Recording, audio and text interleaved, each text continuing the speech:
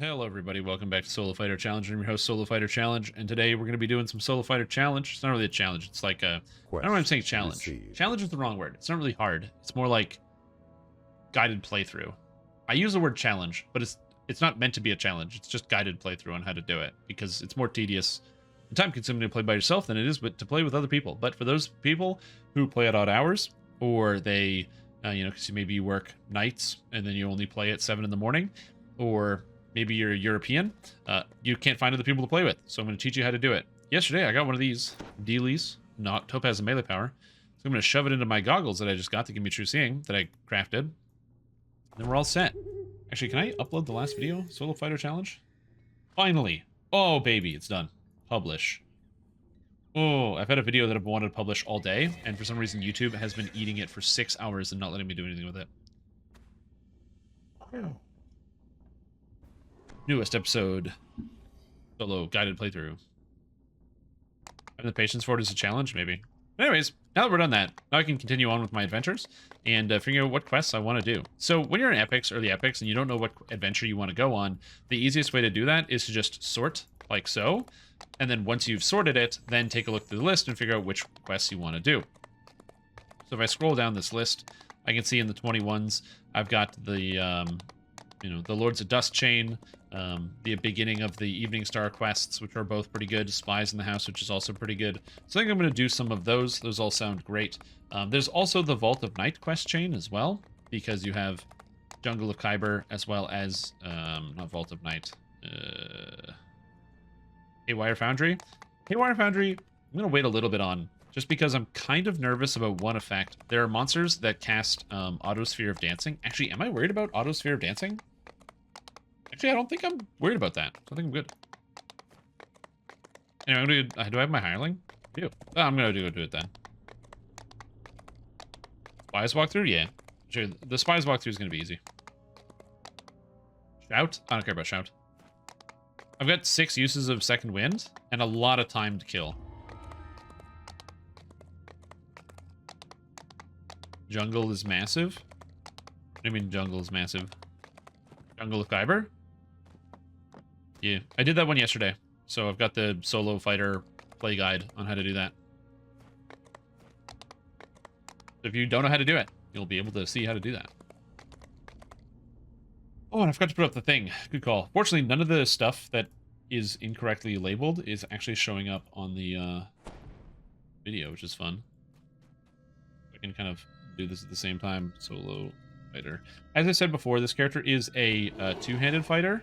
So that's the type of character build that I'm playing. I'm not playing like a Vanguard. I'm not playing anything else. It's a two-handed fighter character. That's what I'm playing. Might seem odd, but it's just what I wanted to do. Anyway. Let's go smash out some robots. As I said, the more melee power I get, the more impactful my damage is going to be, but also, because melee power is good, the impact that the Sword Sings has, which you'll see very quickly, that's a good chunk of my damage. So, so the Sword Sings is really a huge amount of damage, hitting for almost like 500 extra right now, on top of my existing hits when I don't crit, and it's even more when I do critically strike or double strike. My character's double strike is not amazing, but I get a lot more when I get to level 31. Oh, God. We'll get there. Wait, and the fact that he's another fighter from takes to 32 without wanting him is fun. Oh my god, it's true. That'll be the second fighter I take to the level cap without wanting to take this to the level cap. In 2 seasons. Oh well, what are you gonna do? Hardcore is a weird time of year, okay? That's all it is. Alright. So I'm gonna go up the left side first. I'm going to leave my hireling behind me because I don't necessarily need it right now. Again, one of the hard parts about this quest chain is the monsters have unusually high armor class. So I'm going to eat the first hit no matter what. But actually, I'm going to eat all of these. But I'm going to show you the trick to get past these without taking damage. So you wait for it to go, and then you run. So it's all timing. But let's just say it doesn't show up. You can kind of inch your way up, and it'll start going before you actually hit it. So just wait on each individual step. What? Icon's supposed to be super zoomed in on the screen? What icons? What? Oh, what the heck is that? By the way, this is the exact casting effect that I was worried about. But wait, what the heck is that? What is this? Oh, that's not supposed to be there. And you guys are gonna be faster on that. I clicked the wrong thing. This is what I was supposed to click the solo fighter recording button. Well.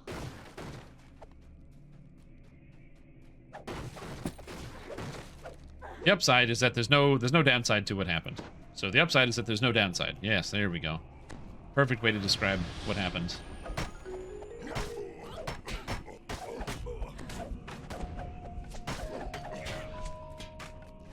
Anyway. Yeah, you get to see some of the icons zoomed in. I think I did that because I was trying to get a better look at an icon on stream that was like on my buff bar, and I can't remember why, and then I just left that thing there. I don't remember what it was for initially, but that's what I think it was. No. That was just showing the third buff. Yeah, that sounds right. I was probably just trying to look at one of the icons on the action bar, or the buff bar, and get a closer look. Huh. Anyway, yeah, it's for the blind. See? I don't know exactly what this was for, because I'm not good at naming conventions. So according to past me, I named this LOL DDO. I have a lot of weird pictures on here that I can pull up. Like Monkman. You know, just pop them up there. Good job. Anyway, the one thing you need to be careful of is the troubleshooters. The troubleshooters are the most dangerous ones because they cast Autosphere of Dancing. So as long as you either have a way to bypass or get out of Autosphere of Dancing, it should be okay. The Foundry Engineers aren't dangerous unless you are vulnerable to magic missiles, and they are champions. So that's why we use the Shield Wand to prevent damage from that.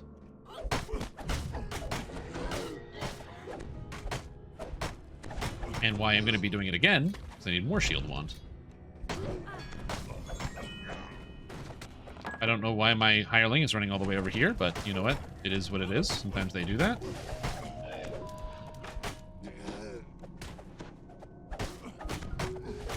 Yeah. LOL DDO, couldn't tell you. Is that during double buff time? Again, you asked me questions trying to get me to give you some intel, and I wish I could, but I have no useful information here. Which is not like a new thing. That's very par for the course for me. Oh, I made my save against that? Amazing. I'm a fighter.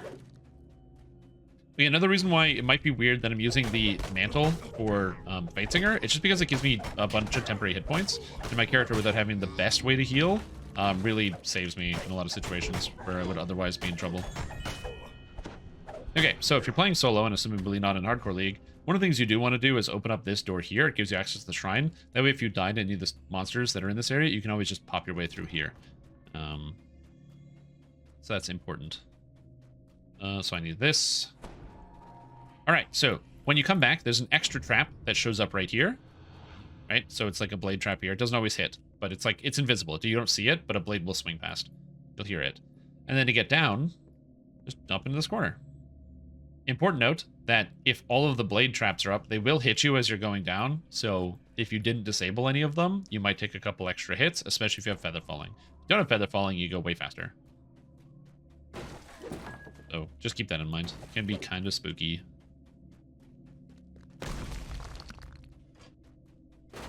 All right. And I'm going to beat up this guy. This guy. Troubleshooter's going to try to cast Autosphere of Dancing on me. I'm going to ignore that and just kill him. Also, breaking breakables. You don't generally need to break the breakables in this quest. If you're solo, I wouldn't really recommend it. I'm just doing it because I am a creature of habit. But if you're solo, I probably wouldn't break the breakables in this quest. If you're in a group, though, and you're not the first person running up the hallway, just break breakables on your way up. 20% or 15% extra XP, and all you gotta do is smash a couple boxes. Definitely worth it if there's more than one person. Okay, one troubleshooter dead. I don't need the Wand of Shield, but I cast it again just in case. Greater Shout. Remember, Greater Shout has no saving throw on it, so I'm gonna get out of it immediately by using my second wind. Greater Shout having no saving throw is something that can be quite dangerous. You're gonna experience a lot more once you get to epics. It's supposed to have a saving throw. It's a bug that's been in the game for, well, a few months now. It's been a while, and so, but it hasn't been fixed. Important note, that also affects player Greater Shout. So if you're a player, you can use Greater Shout. Okay, so you've got access to House P buffs. There's a bunch of scary monsters over there, and I don't want to deal with them. But what if you have jump? If you have jump, 40, you can jump over top of this crate on this side. You can jump over this crate on this side and climb up here. And you can climb up this pipe, climb up this wall here, climb up this, and climb up this, and all of a sudden you're at the absolute top. You've skipped the entire room. You don't have to deal with any of the traps, don't have to deal with any of the fire jets that are dangerous along the way. Much, much, much easier. If you can't jump up this, I think you need a 36 to be able to do it. There's that Greater Shout again. If you don't have a 36, you won't be able to climb this, and you'll have to go the other way around, which I'm not going to show because it's just running through all of the traps that are dangerous. Actually, I'll show some part of it. Now, for here, there's a lot of traps that are going to pulse out and try to kill you. So the solution is you have your sacrificial lamb do it. See ya. Lever locks into position. Amazing. One of the north wing gates. All right. So now let's say hypothetically your jump is way lower. If you have less jump but feather falling still, what you can do is you have to come up here. So there's still going to be the spike traps, but don't worry about that. You're going to have to kill some of these engineers because they're dangerous. But they actually made a separate path. Instead of running through all of this, climb up on this pipe, climb up on this box, kill this guy, climb up on this pipe, which remember, I can jump all the way, but if your jump is lower, you can still like jump and then hit the edge and then climb. So don't worry about not having as much jump. Walk along, get to here, kill this dude, and now you're up as well. So you have multiple options for how to traverse this without going past all the fire and what have you. But jumping and feather falling help tremendously. Also, an anonymous user just gifted out 2 subs. Welcome to Stream Team Scout Racer and Trilogy 2022. Thank you so much for the support. I hope you're both having a good time, and thank you whoever you are, anonymous user. Happy holidays to you, and I hope you're having a good time. Thanks for the gifted sub. Gifted sub.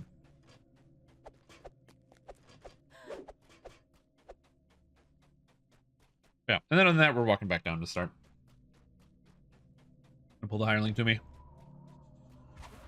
Use some of my buffs. I should have used the shrine that was upstairs, but I forgot. If you're wondering why I didn't shrine, I should have used it. I just kind of forgot, which means I have to be a little bit more conservative with some of my abilities. He says, as he immediately uses an ability. They use an action boost. Not a lot of combat left, but it's still something to keep in mind. Get stunned, jerk. Whether you go left or right, it doesn't matter. I think there might be a slight differentiation in the monsters, but who cares? Again, going for the troubleshooters because they have Greater Shout, and Greater Shout's annoying. He's dead. There's another troubleshooter over there, so I gotta be careful. Autosphere of Dancing is not good. Come on. Free yourself, Strimtom. And he's dead. And again, this is why Blade of Discord is good. It's a burst of sonic damage, so it's a lot of extra damage when you need it. Very sudden. The monsters can't stand against you.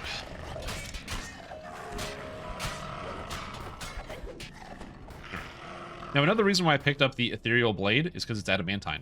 Those Iron Defenders, guess what? You need adamantine for that. You got these golems here. Guess what? Adamantine. Destroyed. What are they going to do? Fight against me? Too bad. They can't. I'm the fighter. They can't fight against a fighter. Ridiculous. So I learned what an ad was in this amazing channel. An advertisement, or an ad about like adding in a monster fight, like an ad, like we were talking about, where I was like explaining what the concept of ads were. For those of you that don't know, an ad is a shorthand for an additional monster in a fight. So let's just say you're fighting against the final boss in this dungeon. There's going to be a golem, and he's also going to come with a set of ads. The reason why you say set of ads is because it's additional monsters. Now, I could say Iron Defenders, but then after that, he has even more ads coming out. What are those ads? The ads are... I'm going to explain how to solve this puzzle, actually, before I get distracted. So, how do you solve this puzzle? A lot of people don't know. Quest basically completed. Each of these wheels will have a symbol on it. So, this one was set here. It had this, like, symbol here. To solve it, I have to set this symbol and this symbol to unlock the wheel to the symbol that was on here. So because it had this like little lightning bolt thing, I just set this one to lightning bolt and this one. So the ones on each side of it, same thing. This one had the H. So this one was set to H on it. So I just set this one to H and set this one to H. And then I could turn this. All the ones in the middle have to be turned to the N here. So that's how you solve this puzzle. Also, Zedalock gifted 5 subs. Thank you so much for doing that. Appreciate the support. Hope you're having a fantastic day. Glad to have you here. Damn, dude, that's so kind. Especially with the Merry Christmas and the holidays and the seasons and the good times and the good feelings. Welcome to Stream Time, Stream Team, Helix Score, Sub to ZFG, Ozymandias Sui, Sniper Shot, and Wizbit Gaming. Welcome all of you to the Stream Team. And thank you so much for the support. That is very kind. But yeah, so the reason why you say ads is because, again, it's just shorthand. You want to let people know that the monsters are coming, and sometimes saying the monsters or whatever is just, it's just a handful, right? It's just a mouthful of things to say. So they can be like, oh, ads incoming. Then everyone knows, go kill the iron golems. They don't need to know exactly what the ads are, or what the monsters are, because it's not important. You have to go kill the iron golems. That's what your job is. Your job is right now, or your job is to go kill these monsters. That's what matters. There's still an ad when you're running away from the boss and tackling other baddies that aren't part of the fight. I'd say probably. So, like, for example, imagine hypothetically you're running away from some monsters and you pick up some more guys on the side. Yeah, it's additional monsters. Anything that is not the primary target is an ad, is what I would think about it. So you can describe it like, let's just say you're running down a hallway, and then, you know, you're fighting a boss, but then the boss starts, like, caving in the sides of the hallway, so you have to run away from it. As you're running away, as the walls are breaking, more monsters are, like, coming out of hidden corridors that were hidden behind the broken walls as you're trying to run away as the ceiling collapses. So those would be considered ads, because they're additional monsters. Important note, it's also whatever you want to call it. I will use that heavily as a term to be like, oh, do this, do this, do this, kill the ads.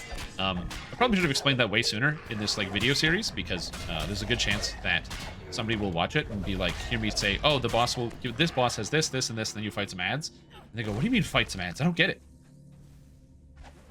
But yeah, like I said, it's just really, really good shorthand used in pretty much every MMORPG. I don't know who said it first or where the term originates from, but like, literally every MMO I've ever played, people say ads. I'm good, Julie Michelle. How are you? Rolled 100 dice, got a silver Greater Spirit Cake? Yeah, Greater Spirit Cakes are awesome on hardcore. If you go unconscious, you can cake back to full. So put it on your action bar, and if you ever go unconscious, just mash the cake button. Kung Fu Fighter. Everyone's Kung Fu fighting. Your mind becomes fast as lightning. I don't know. Fighter with hand wraps? I don't believe it. I only believe in razor claws with hand wraps. Yep. Yeah, you can pick yourself up from unconscious. They're really good. Okay, so for this, here's the trick. You run all the way over here. And then I go around the corner so I don't get blown up. I'm going to fight all the hounds here. I guess I'm mildly worried about getting overwhelmed by like all of the iron defenders, but I guess I'm okay.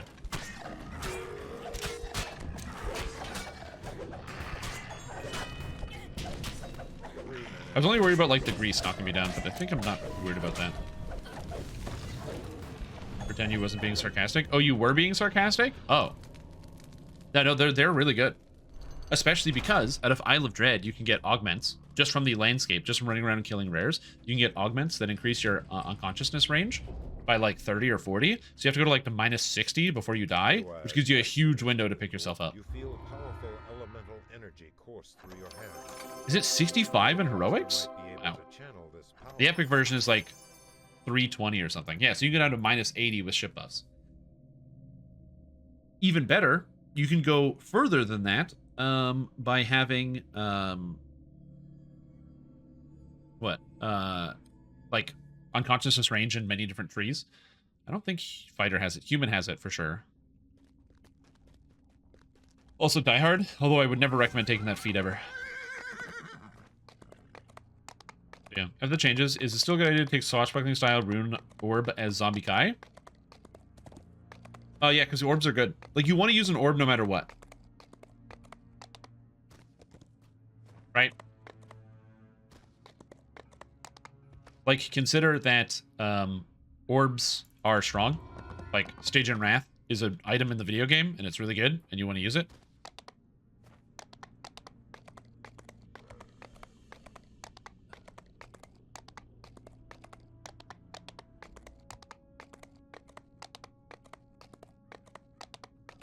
Right, so now that I've done a couple more adventures, now it's time to move on. We're going to go do the Lords of Dust chain. Lords of Dust can be mildly scary, but I should be okay. Not too worried about that. Oh, Spies in the House first. Let's do Spies in the House. Because I think a lot of people don't know how to do Spies in the House.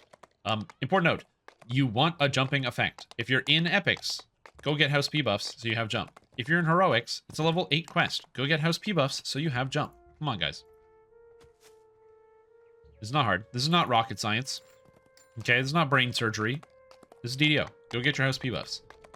Or go buy jump potions from the vendor. Do something. Especially if you're in Epics. I'm going to show you how to do it, but yeah. It is jump science. It kind of is, I guess. Yeah, you could also get the cookies from the cookie jar because it's Christmas time. I won't recommend that simply because this is a video series going on YouTube and it could be at any time.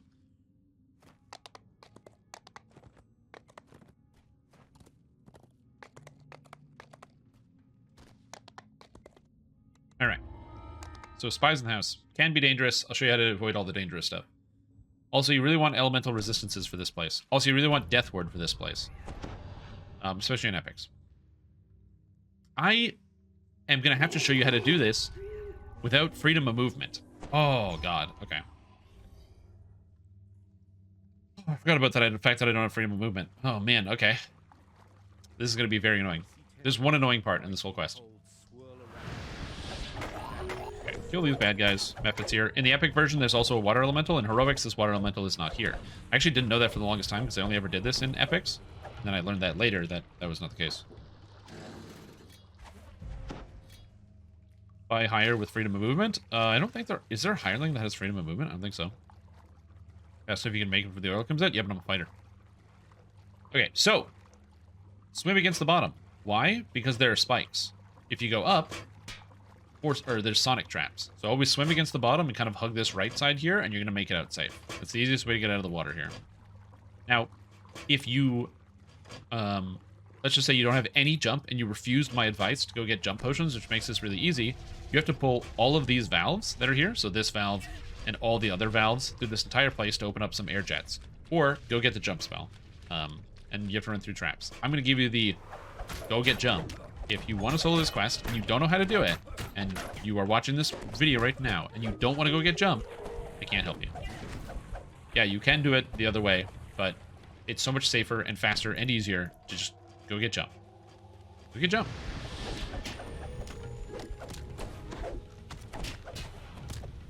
Some favorite souls. They wouldn't have mass freedom movement because that's a new spell. Anyway, fight your way up. And remember when I said you should always have movement speed, freedom of movement, and jump? Aha! Like that. Okay, so first thing you're going to have to do this wheel. You actually do have to activate this one. So to do... I shouldn't have stood there. Anyway, so to do this, you want the wheel to be facing this crystal here. The second from the right. So, crystal. Like so. That is going to activate... There's all these jets up here, and that's going to activate the jet that launches you upstairs. But how do you get there? Well, if you have 40 jump, you can jump... Or 36, I guess. You can jump right here. If you have less jump, you jump over here. And then you jump back up here. Okay? Very easy. Walk into this. Launch. And we're basically up. Perfect. Then you gotta kill all the monsters. Nothing too crazy. Bards that have it? There might be bards that have it. I don't know.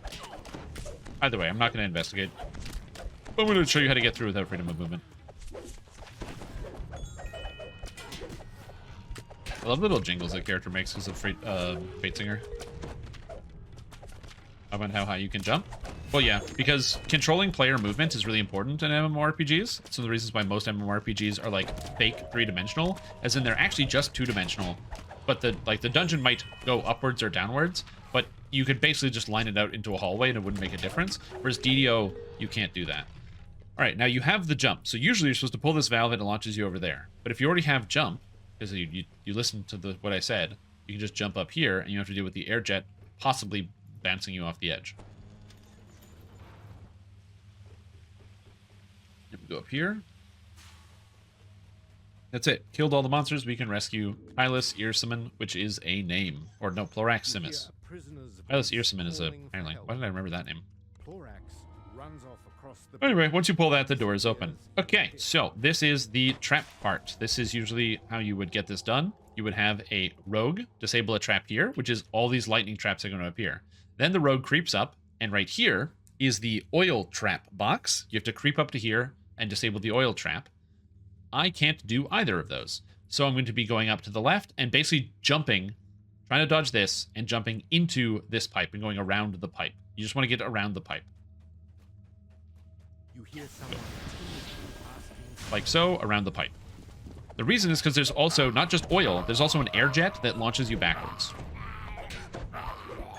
If you don't get it on the first try, that's okay. But yeah, so there's oil and an air jet that shove you back down. The air jet trap is up here. So the air jet trap is right up there. How you can disable that one. Okay.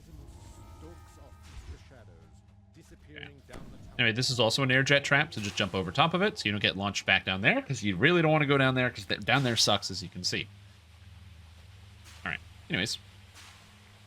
In the event that you get knocked back down, the trick is waiting for the oil. Don't try to run against it if you don't have freedom of movement, because freedom of movement allows you to walk on slippery surfaces, but the oil, you know, obviously it's going to cause problems. So what you do is just wait. The oil will despawn and then you try again. Don't try to run while the oil is up there. You're just going to take unnecessary amounts of damage.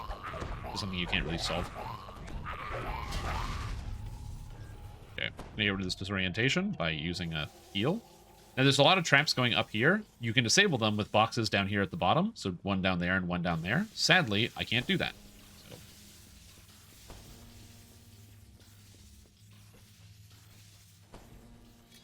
Grab my hireling back, put on my potions. I'm gonna run over here and go after the dangerous stuff. Dangerous stuff are spellcasters. The melees, you know, I don't really care. The archers, I don't really care. So this guy, you know, arcane skeleton, that's dangerous. Yeah, spells. The melees, I'm a fighter. They'll come to me and they'll try to fight me, and I'll be like, I'm a fighter.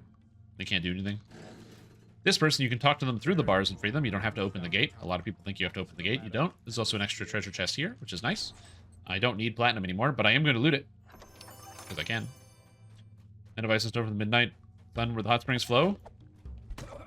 Oh, is it a lot of snow out there in Pittsburgh? Getting hammered? Alright, so this is like Death Floor. There's also a trap that launches you off the edge. How do you avoid Death Floor? You just walk on the edge. That's literally it. You just walk along the edge here.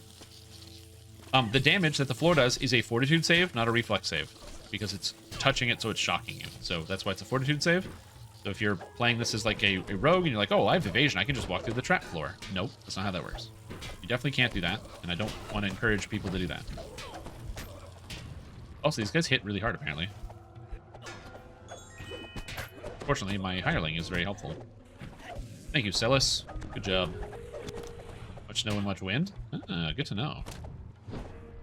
As somebody who is not from Pittsburgh, or a Pittsburghian, I'm, you know, mostly covered in ice and then some snow on top of that. There's snow on top of the ice right now. And it is currently snowing. And it's getting colder, and there's more snow coming.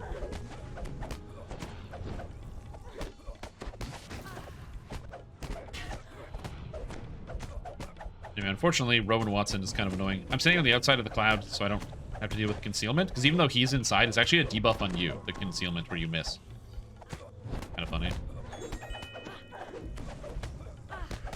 He's almost dead. Get out of here, Rowan Watson. I wish I could do 26,000 damage a lot faster.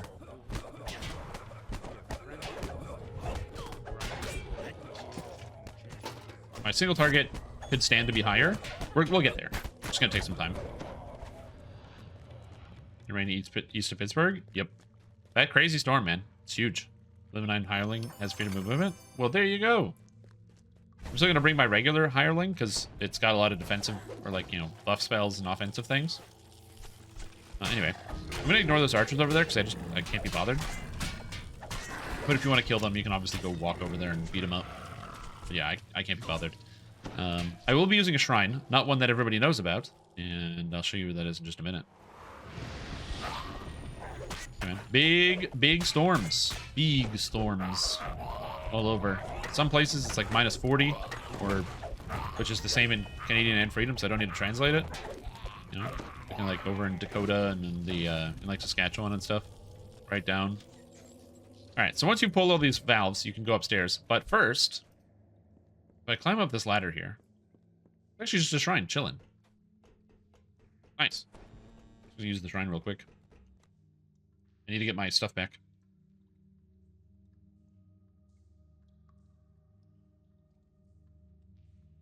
But yeah. Icy cold and icy snow.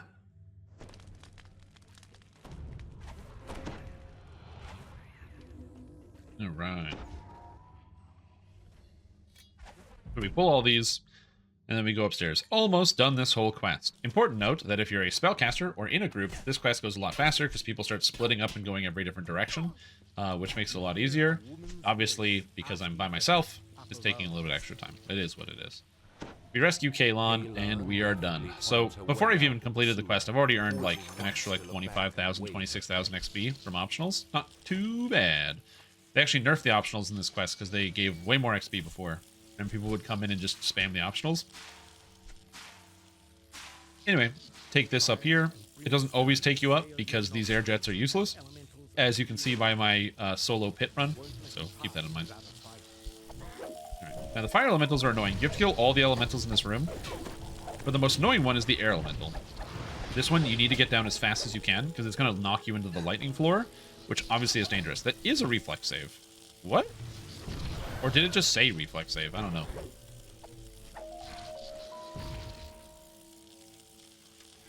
Alright, I can't get these because they're in the middle, because I'm a fighter.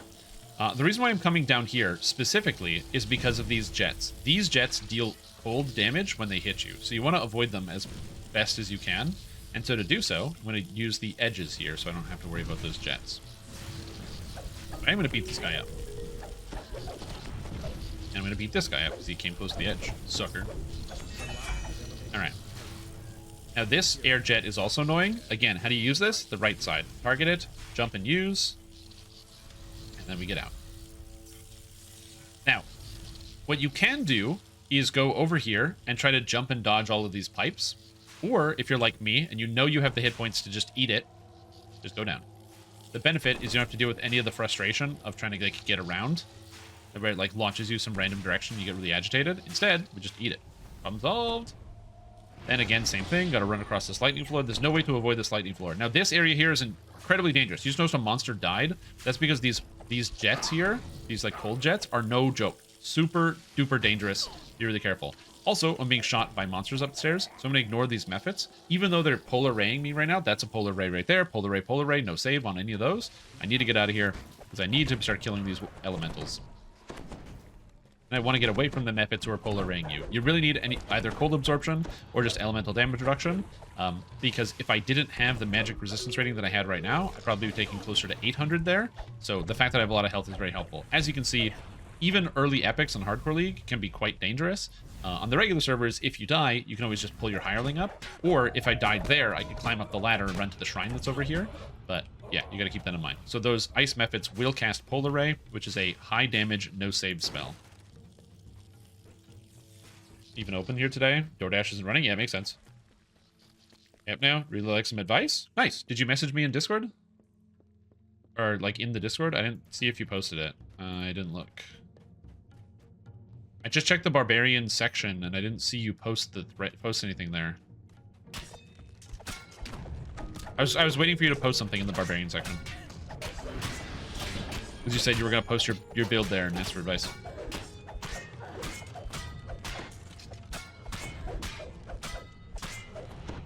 And when did you post it? Because I went back to the last post there was in November 28th. And it's way later than November 28th.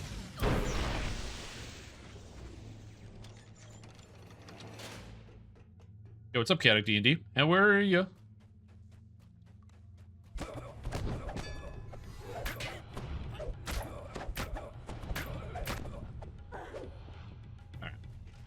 Now I'm going to kill these last two monsters, and I'm done. That's Spies in the House solo as a fighter. Solo fighter, Spies in the House.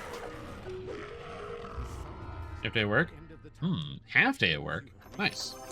Better than a whole day. Tell you what. Alright, now we're going to start doing the Lords of Dust Chain. Lords of Dust Chain can be kind of scary because of the final quest, except this character is highly resistant to Hezru.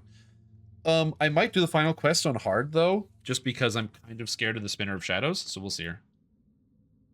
What should I use? You should use your brainstem to listen to the words that I am saying, to follow the instructions that I'm giving you. That's what you should use.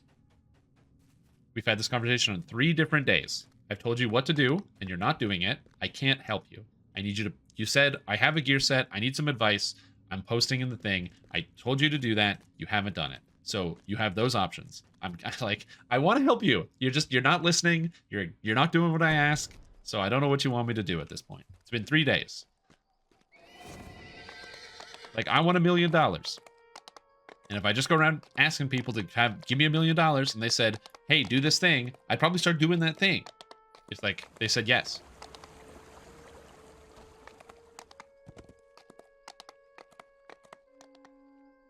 Is Gateway to Kyber the only quest where you can use a mount? No. You can also use a mount in the intro to Zorian Cypher, which is fun. $1 million in metric? I think it's $1 jillion, because metric money is not worth a whole lot. Grab some strike through, and I think I'm going to grab... I want to have enough points to get, when I take 23, to get Last Hope and Unyielding Sentinel, because it's really good. I don't need the fortifications, so I'm going to take the extra hit as well here. I think that's good. Alright, Lords of Dust. Let's go, Lord of D.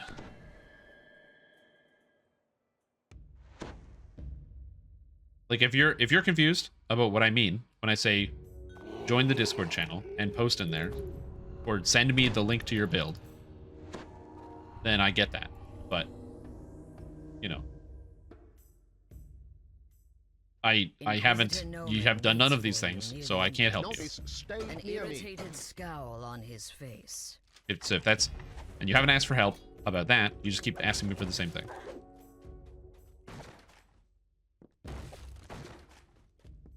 PR on hardcore? Nope, it's a first life character. This is the solo fighter. I've been playing this slowly through the game. And the idea here is to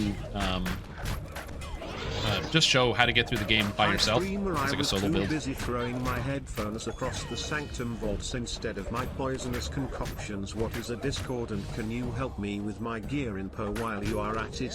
Thanks in advance. Discord is what you have a foundation of, and that's important. You gotta keep that in check. And can I help you with your gear and PoE? Yes, I can. Put items on that give you more stats than the items you have, and you'll usually be doing better. Doesn't matter what the stats are, just as long as there's more of them and the numbers are bigger. And then your character's gonna be like a golden. Yeah. Now, a lot of people don't know that. The more numbers, the bigger the numbers, and the more the numbers. Anytime. That's why they call me Streamer Man.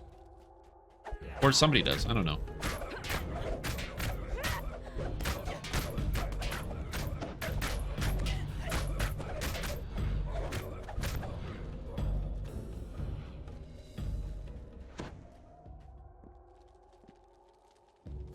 Using Bastard Sword, you bet.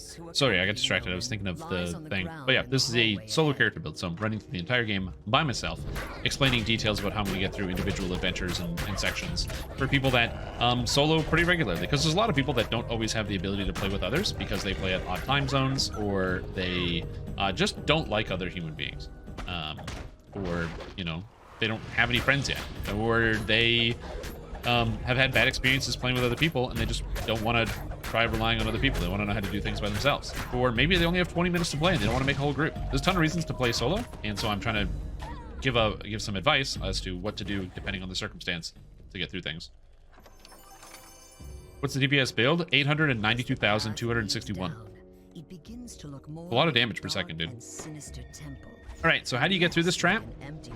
You put on a shield and you run through it. I wish I had better advice. You can jump this one, and then you run through this. large shield is really good for getting through traps. I've said this time and time again. Very, very, very good. I don't have a number on DPS. There's no DPS calculators in the game. Also, I'm a first life character level 21 while leveling, so I don't know. But you can see how fast monsters are dying. This is epic elite. A woman's voice drifts up from somewhere below. Large shield versus tower shield? It doesn't matter. And the Inquisitor himself replies. Whether you have a large shield or a tower shield, it doesn't matter. Just take one, put it in your inventory, and lock it. And then whenever you have to run through a trap and your character doesn't have evasion, slap it on. No, you will stay here and see that no one Slap it gets on. by.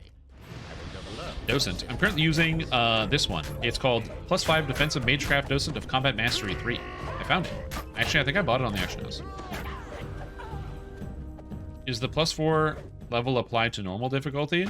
If you're talking about on Hardcore League, it's 4 level. The maximum level is 4 levels above the base. So if the quest is level 10, then when you put it onto Elite difficulty, it becomes level 12, and the maximum level you can do it at is 14 because the base level is 10. Good red name? I think so. My stuff is doing it.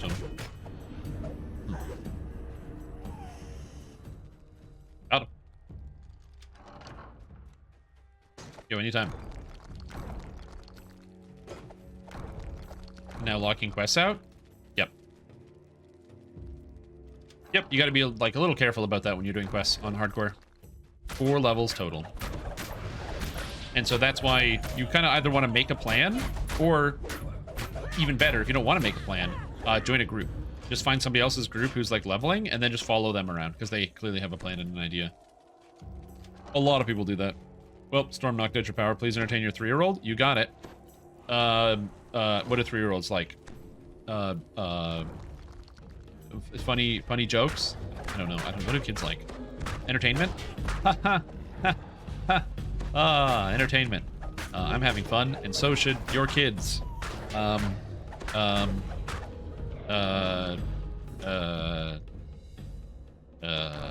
mentioned before, I'm not a big kid guy, so I'm not really very knowledgeable about what to entertain them with. Also, technically, my stream is rated M for mature, not because I do a lot of mature content here. I just like to curse semi-regularly. Not all the time. I don't curse in every sentence. I don't curse most of the time. But sometimes I like to curse. And during the times where I do sometimes like to curse, I want people to be aware of that so they're getting mad at me. I'm like, I had no warning that you were going to use a curse that is, like, extremely common and used all over the place. And if I just go to a grocery store, I'll hear it 30 times before I leave. Now, give yourselves, my children. Give to the glory of our cause. Stand aside. Let my minions They overlevel, but now it's bitten you back? No, it's not. You just keep doing levels 4 levels over. Keep doing quests 4 levels over. You're fully unbitten because you can just keep leveling up. You can be immature. That works. Dude, I'm the most mature, alright? No one's more mature than me, so I can't really be immature if I'm, like, super mature. I'm, like, mega mature, actually. Oh, that's bad. That's a symbol of stunning. Don't stun. Don't stun. That's a 7, eh? Oh, yeah. Oh, look. Blocked by Death Block. This is why we have Death Ward. This is why we have Death Ward. Oh, Comet Fall. I'm knocked down. Oh, but I couldn't get knocked down. Nice. You guys remember when, before they changed this quest, when Nomon was a champion and he one-shot me on my Archer Ranger? I was level 19 on one of previous hardcore seasons. Made a Strimtom's Astro, and I got to level 19, and I was like 3,000 XP away from 20, and I died. Good times. This is a good clip. This is a good clip for that one. What do I like most about this build? What do I like most about the build? I've always liked using a shield on a fighter, or just using shields in general. I think shields are cool weapons, and so for me, I just like the fact that the character still has a reasonable amount of damage while also using a shield. It just kind of fits the theming that I wanted. It looks cool. Visually, I like it. It doesn't do as much damage as I would like, but that's okay. I'll get more hit chance, and I'll get more levels, and my character will get more powerful. Eventually. I don't know when that's going to happen, but it'll happen eventually. Twitch down on stream. Twitch will ban him because Mr. Bezos fears Lord Eltrim. Fact. Yeah, Jeff Bezos fears me. Also why he sent me a very nice Christmas card this year.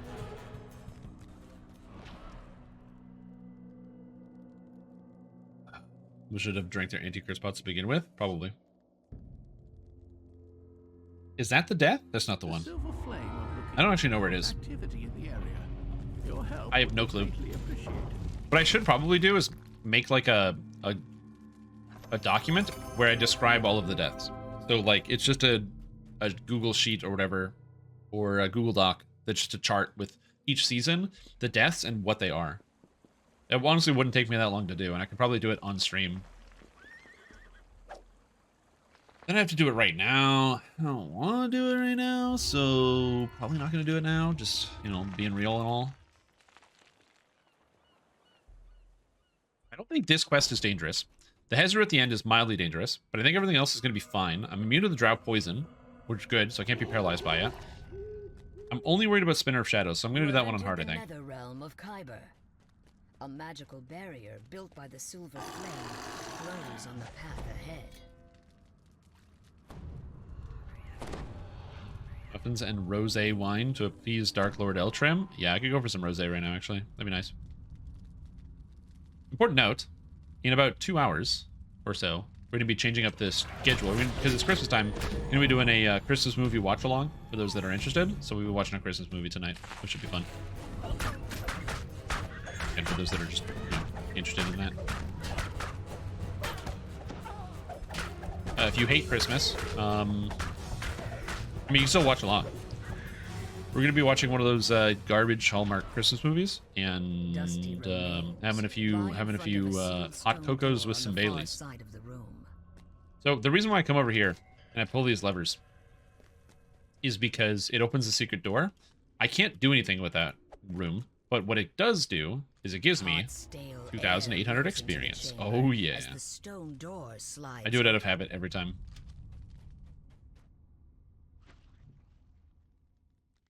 There's only a couple scary rooms in this place, and I'll show you which ones they are. But this one's not bad. It's just some demons.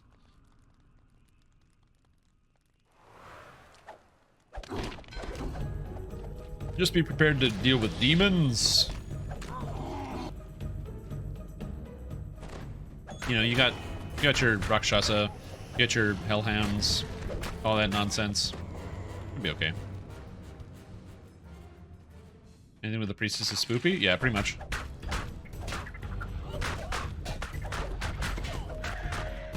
These guys. The spiders are really not dangerous. They're like the easiest part of the quest. Every time you find a room with a spider, don't worry about it. Just go get them. This room is terrifying. There's a lot of drow. They have a lot of powers. They hit really hard. So just want to go quick and start breaking them down. Fortunately for me, not only do I do a reasonable amount of damage, I'm also fairly resistant to a lot of stuff they can do, but not everything.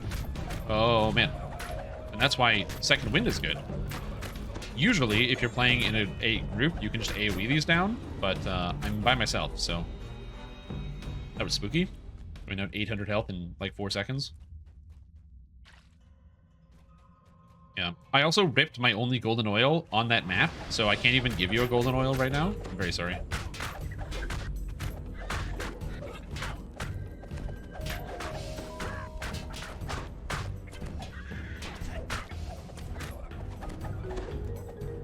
Alright, we're good. Buying golden oil is tough. Buying any type of currency is tough. Across the screen is very satisfying, especially if you have enlarged. Okay, so Hezru. Hezru, usually very dangerous, and I would encourage you to be careful when dealing with them. However, for my character, Hezru are complete jokes, because I can't be knocked down, which is one of their big dangers, and I'm completely immune to Chaos Hammer, because my character is chaotic. I specifically made this character chaotic to deal with Chaos Hammer, and it's working so far, so I'm very happy with that turn of events. Flickering torchlight illuminates I always clear this side here because this room has a bunch of breakables. It's just one room, and it gives you a bonus percentage XP on the total quest. That's why I always clear this one. So you just come in here. Done. Breakables. This comfortably furnished nook is empty. And also some collectibles as well. So with a very small amount of effort, my characters gain some bonus XP. I'm at 8%. Really did anything. Bad. Yeah, so this character is surprisingly resilient here, because again, I have the no knockdown. If you also wait at 26, you have the no knockdown here as well. I just am not level 26, so it's going to take me a while to get there. You're also going to be noticing I'm chugging potions like a madman. Oh, this room can be also very dangerous because the monsters in here cast Meteor Swarm, which does physical damage. The physical damage can't be saved against. I've seen a lot of rogues come around the corner thinking they're going to be fine, get hit by 3 Meteor Swarms and instantly go down because you can only evade against the fire damage, not the physical. Eerily quiet. Nice, dude. Prism is a good anoint.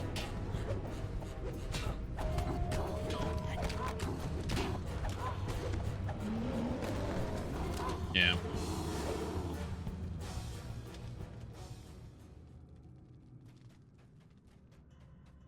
I have no idea how I'm going to get the right helmet enchant on my helmet. There's a lot of them that are good. I just don't know how I'm going to get any good ones.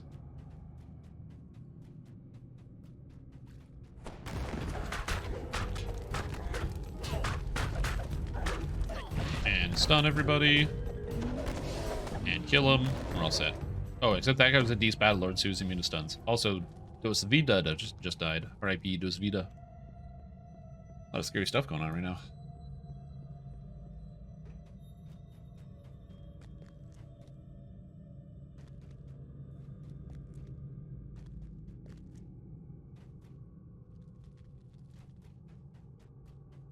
Right. Yeah, overall, not too bad. Not a lot of scary moments in this fighter. One scary moment in this quest, and I feel like the downside of epics is that you get more scary moments on average. Although important to note is that once I get to 23, I get a major power boost. At 22, I get 6 melee power, which is something. But at 23, not only do I get 6 melee power from leveling, 5 here, 5 here, 5 here, so 15 extra melee power from the cores of the trees. So that's 21 melee power, 21% increased damage per strike. Important note, I'm still fighting the same level of monsters. And hit points, hit points, hit points, and the extra effect of getting a new material bypass, so I can pick up silver bypass on top of my adamantine that I get from my sword. And I can also get the ward from curses, so I get curse immunity. And when monsters strike me, they have a chance to become fascinated with no save, which is hugely defensive. There's a shrine here. I'm going to be using the next one, though. I don't need this shrine. It's right here. You're also going to notice that I very rarely actually use my second win. The main reason is because I just, even though it's really good for keeping yourself alive, this is Hardcore League, I want to use it in case of emergency. So when my health goes like really low, I need to make sure I can keep myself up under any circumstance. So I don't want to like use it, and then worst case scenario, I immediately need it afterwards. And then I'm like, well, what do I do now?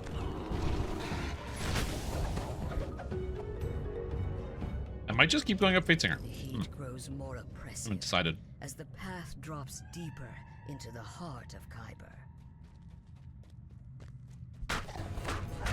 We'll see. I think Legendary Dreadnought's also a really good option. The main reason I like Legendary Dreadnought is because it gives access to an ability called Untouchable, which gives you displacement while you are using an action boost, and that's super defensive. Plus some of the other defensive and offensive tools that are in there, like getting more uses of action boost haste, so you can use them more liberally.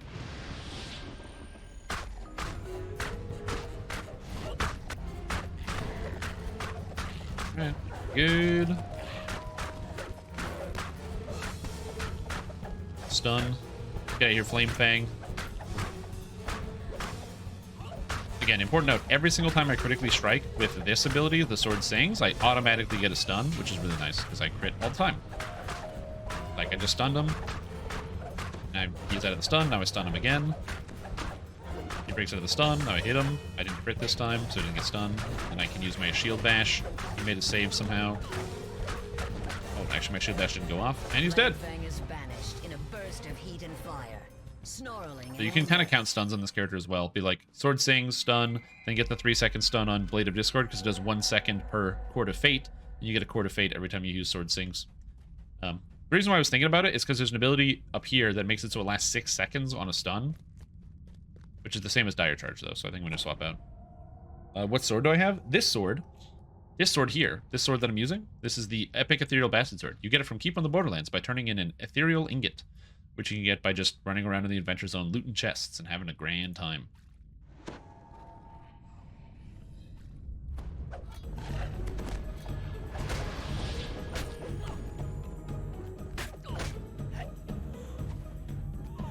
I'm going to kill this lady.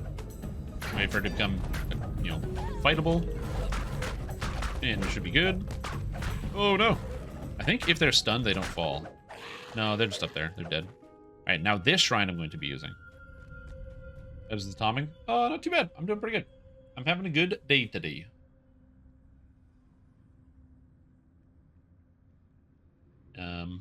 I don't know, man. Just, like, chilling. I had a lot of anxiety earlier because I think it was, like, the amount of food that I had eaten wasn't sitting well with my body. By that, I mean the fact that I didn't eat any food today. And so my blood sugar was all over the place and my brain was doing weird stuff. But now, everything is a lot better. Also, this character is just fun to play.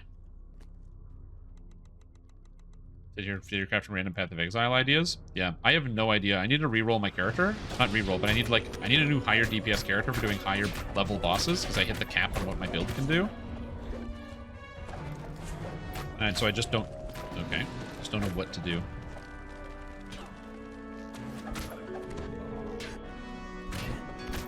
I gotta figure out what that is. They need something that's, like, fun. It's not just like, I need a new build. It's like, I need a new build that's also fun.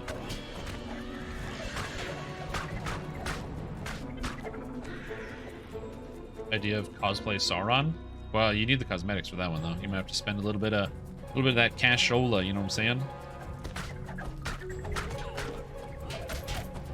Sauron cosplay build's not a bad idea.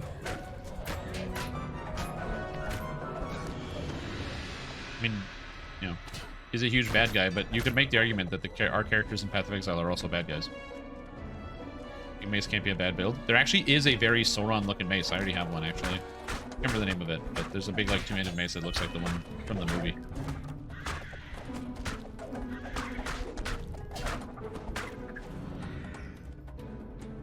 I don't know if it's good or not, but it looks good. I tried to play big mace build on my chieftain, and I couldn't do it. I wanted to make, like, a build using the new skill, and I just couldn't make one that I liked.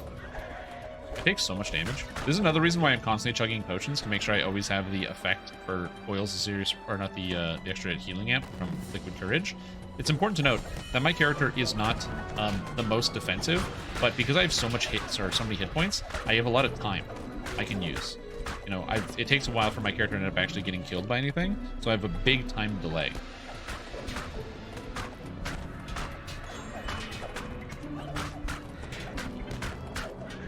I can tell you what the name of it is in just a sec here. I'm just gonna do some killing.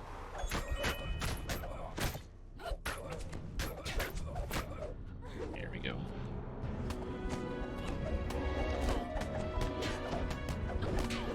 I don't know which one is more dangerous, the Hezru or the lady. I think it's maybe the Hezru. I honestly am unsure. Symbol of Stunning, eh? Unfortunately, I can get out of Symbol of Stunning, so I'm going to kill her. I think she's more dangerous. Also, I think if I kill her, the Hezru is just going to follow me around. Why did I do that to myself?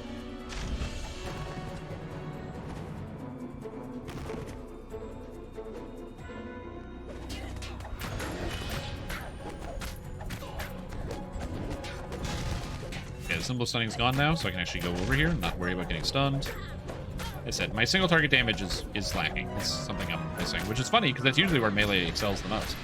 Downside of being a shield fighter and being a low-level melee and not having as many stats as I would like. Hit chance is also still a concern in this section. I don't think I'm hitting the boss, or the Hezru, but I don't think he's hitting me either, so I think it's kind of like a nice stalemate. I'm not hitting him and he's not hitting me. I don't know why. It seems like. No, I'm hitting him. It just wasn't making sense. Weird. I don't know if he was hitting me, though.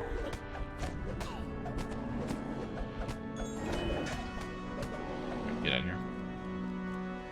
Yes. When I started this as Warforged, it's way better. Congor's Undying Rage, that's the one, yeah.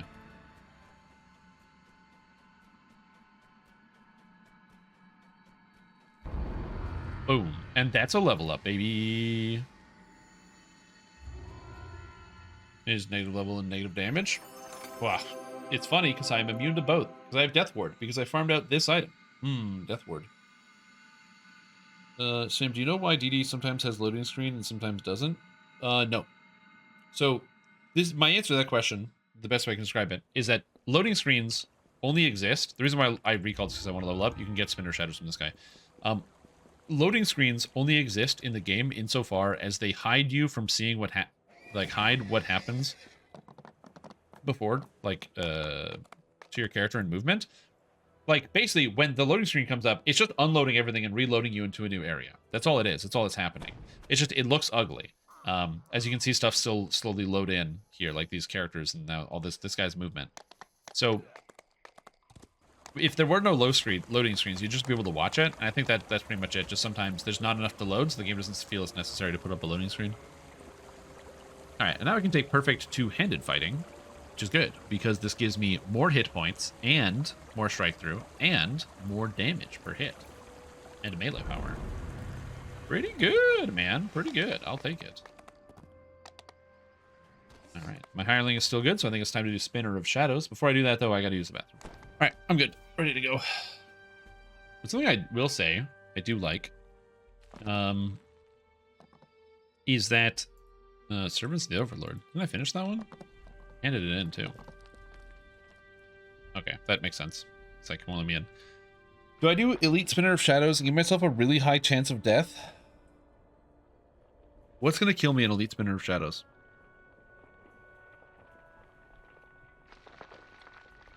Web.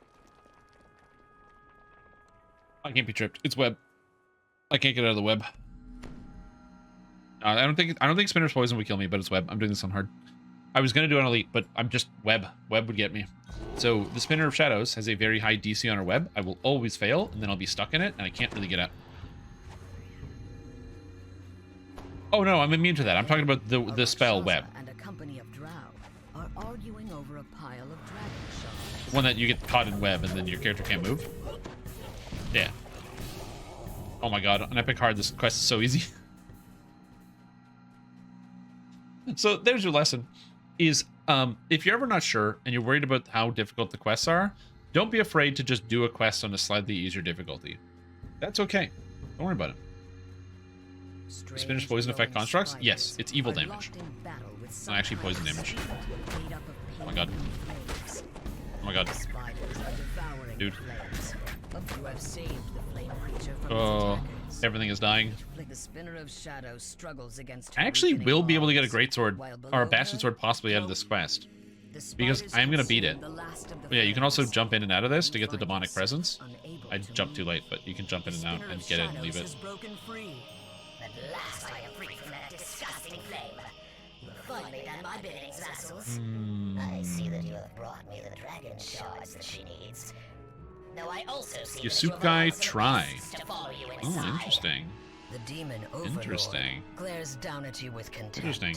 Good luck. The stink of Eberron is on you mortals. I will turn my attention to your world in due time. He doesn't even know. But for now, it pleases me to let you live. Maybe wait. A lot of waiting. Just be okay with like doing a quest on hard every now and then, if you're ever worried about it. I could just run every quest on hard and get all the way to the level cap. I've done that before on Hardcore League. I don't wanna, but I have in the past. Just run everything on hard. Release the other demon overlords. I will do no such thing. I say we just wait. I have no need for the other. The only thing I don't like about this quest is all the waiting in the dialogue. The cool thing about it, though, is that the waiting in the dialogue is really exciting if you're like a big Forgotten Realms sort of person. Honestly, the intro quest into the Forgotten Realms is really cool. Like this whole adventure. Awesome. The Spinner of Shadows screams and scuttles back into the darkness. Anyway, talk to the Silver Flame Guardian. Alright, thanks, buddy. Blah, blah, blah. Okay, we're good. Alright. Yeah, the only thing I was worried about is web. I don't have freedom of movement, and there's no way for me to get out of web. Unless I roll a 20. Because it's a strength save, or a strength check. And I just don't have the strength to make a strength check. I'm only plus 20, so... And it's going to be like plus 50. Because strength checks in this game are broken, and are way higher than they're supposed to be. Destroy her spiders. Got him. They have consumed the essence of the silver flame that holds her here. If you can light the wards again. Ward crystal. Now, a lot of people think there's like a strategy to lighting the wards, to not lighting the wards, holding crystals, banking crystals, doing all this other stuff. And people will have different strategies as to how they do this.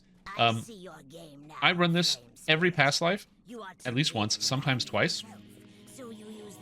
I have no idea if there is an actual strategy in this quest. just pick up the ward crystals and put them into the flames. I don't think that there's any reason to avoid doing that. I've never been found a compelling reason, and I've never had trouble just picking them up. If you're not sure what to do, just pick them up. Now, Spinner of Shadows. How do you beat the Spinner of Shadows? You beat her by dealing physical damage, but you can only do damage once you have her debuff. She has this like flame debuff, the Holy Fire. If you tank her right here on top of the Silver Flame, she gets the Holy debuff, and also she starts cowering when she gets too much of the debuff. And even better, if she poisons you, the poison's instantly cleansed by the Silver Flame. All of which is very good.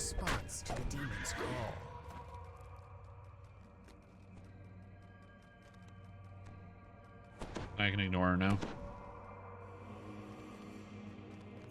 Pressure Stream, if you want to convert physical to fire, do you want more percent increase to physical or fire or both? If you have 100% physical to fire, it doesn't matter. Once more, the demon's voice echoes from the shadows above. So if you have 100% physical to fire, then physical damage and fire damage become the same thing.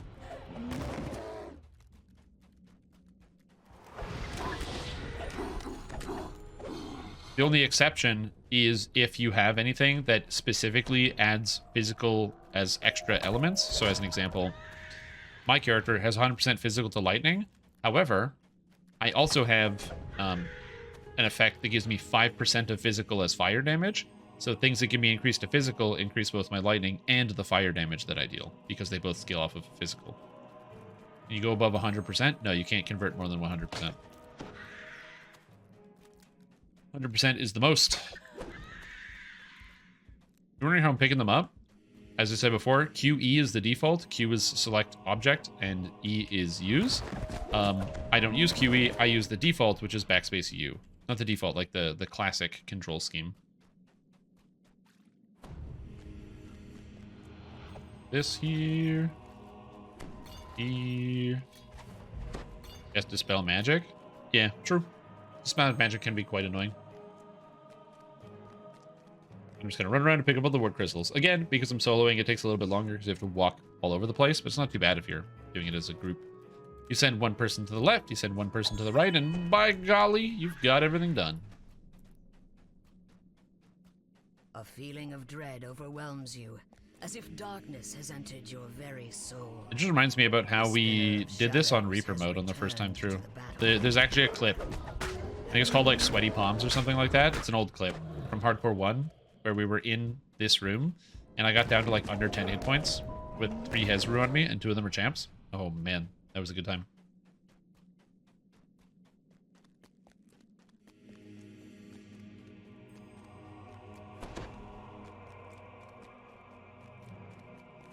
The Spinner of Shadows is somewhere around here. I just don't know where. I gotta go find her. There she is. Hello.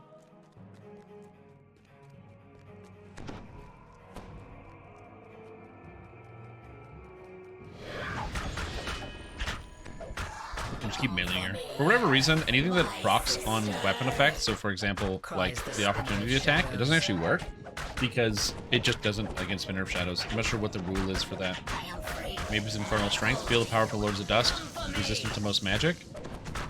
I think. Yeah, I'm not sure what it is, but for whatever reason, you also don't get charges. So, like, Opportunity Attack is not also getting charges from attacking her. And if I use it, it doesn't even give me the buff either. So it's kind of bizarre. Alright. Also, if you want to keep track of your crystals while you're in this fight, just take them and put them on your action bar. That way you can just see them while you play. Spinner of Shadows decides to change. Now you want to defend the Silver Flame Guardian, because if you don't defend the Silver Flame Guardian, you run into a major problem of having no way to get rid of the poison, so you really want to do that. So you defend it by just fighting the spiders as they come in. Oh, the darts? Yeah, you can throw these darts at her to give her extra hits of Silver Flame debuff, if you want to go faster.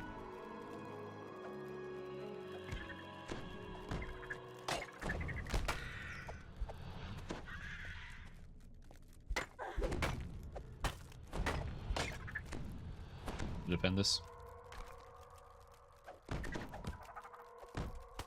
Oopsie.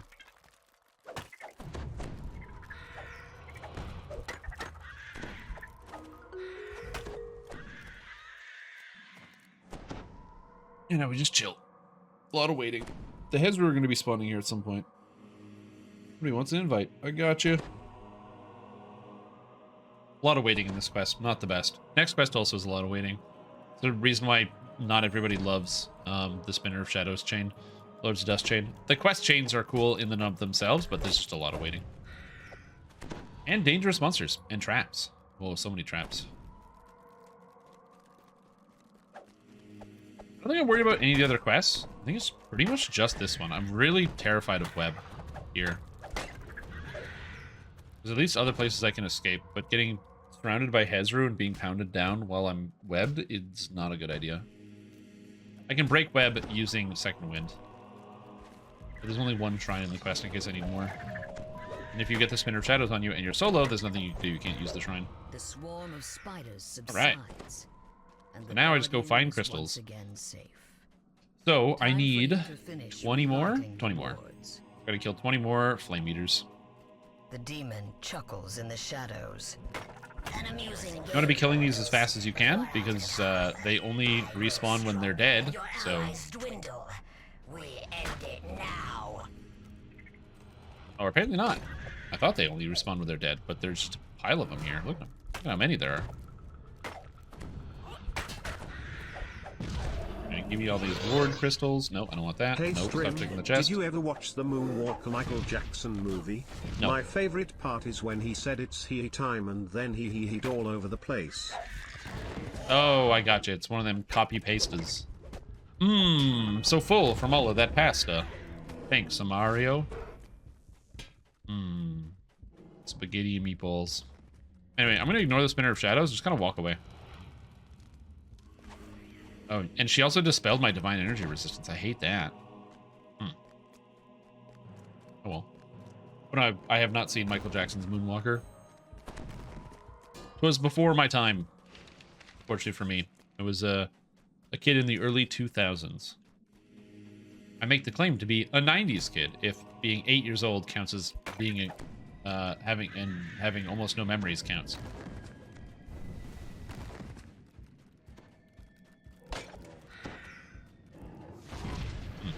Hello, bad guys. I'm gonna keep walking away. Thank you for your efforts to kill me. Appreciate it. I need 24 crystals. I need 9 more. 8. 7. Come on, just a few more.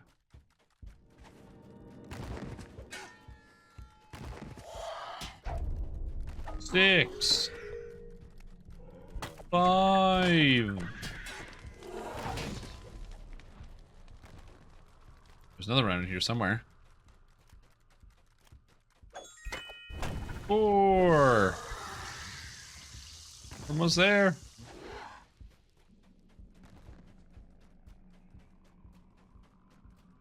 This should have been when you turned into a Gundam. I have definitely not seen this movie.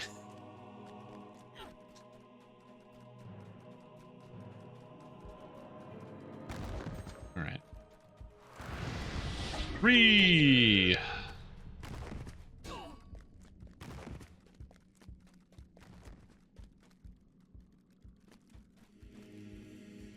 Stop running away, spiders. I need you. 2. Uh-oh. 1. Come on, stop running away. Come back here. Happy New Year! Woo! Woo! That's actually not for 7 days, but, you know, it is what it is. It's the new year, man. We're almost there. I guess 8 days. New Year's Eve is 8 days from now. It's Saturday. New Year's Eve. A new year. Counted down again. Good times. For a while.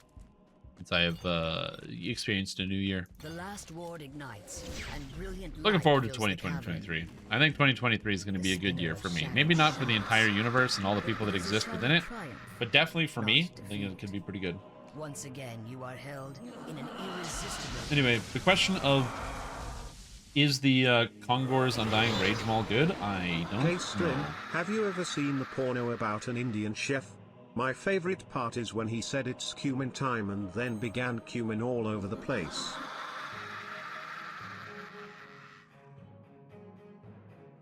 No, I have not. I'm not familiar with that one. Sorry. I called to her across the worlds, and now she is here. Your prisons and your wards mean nothing to her. Tremble, mortals. Good to know, though. That's the important information. Yeah. But, you know, it's very useful to know. I don't have a lot to say during this section. It's just like, we're just waiting. Yeah, this is why we're in a mature stream. Exactly. Exactly. From inside the breach. There you are, sister. Did you collect the dragon shards as I commanded? I have, Dragon shards. replies the spinner of shadows. The drow brought them to me, just as you said they would. Just as you said they What should I would. do with these irritating mortals? Leave them. Loth commands. The demon web will soon swallow this place, and them along with it. Now, bring me the dragon shards. There is much to do.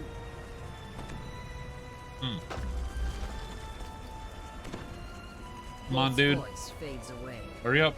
You suddenly Also, find because I did this on yourself hard, there's basically outside no the chance I prison, actually get the bastard sword, so I guess it doesn't really matter that I was talking about it earlier. Silver I'm like, I could get a bastard sword. I got the Templar's docent. Actually, don't, is that better than what I'm using? No. But it could be. I can make an epic one. Hold on. DDO Epic Templars Docent. Googling this.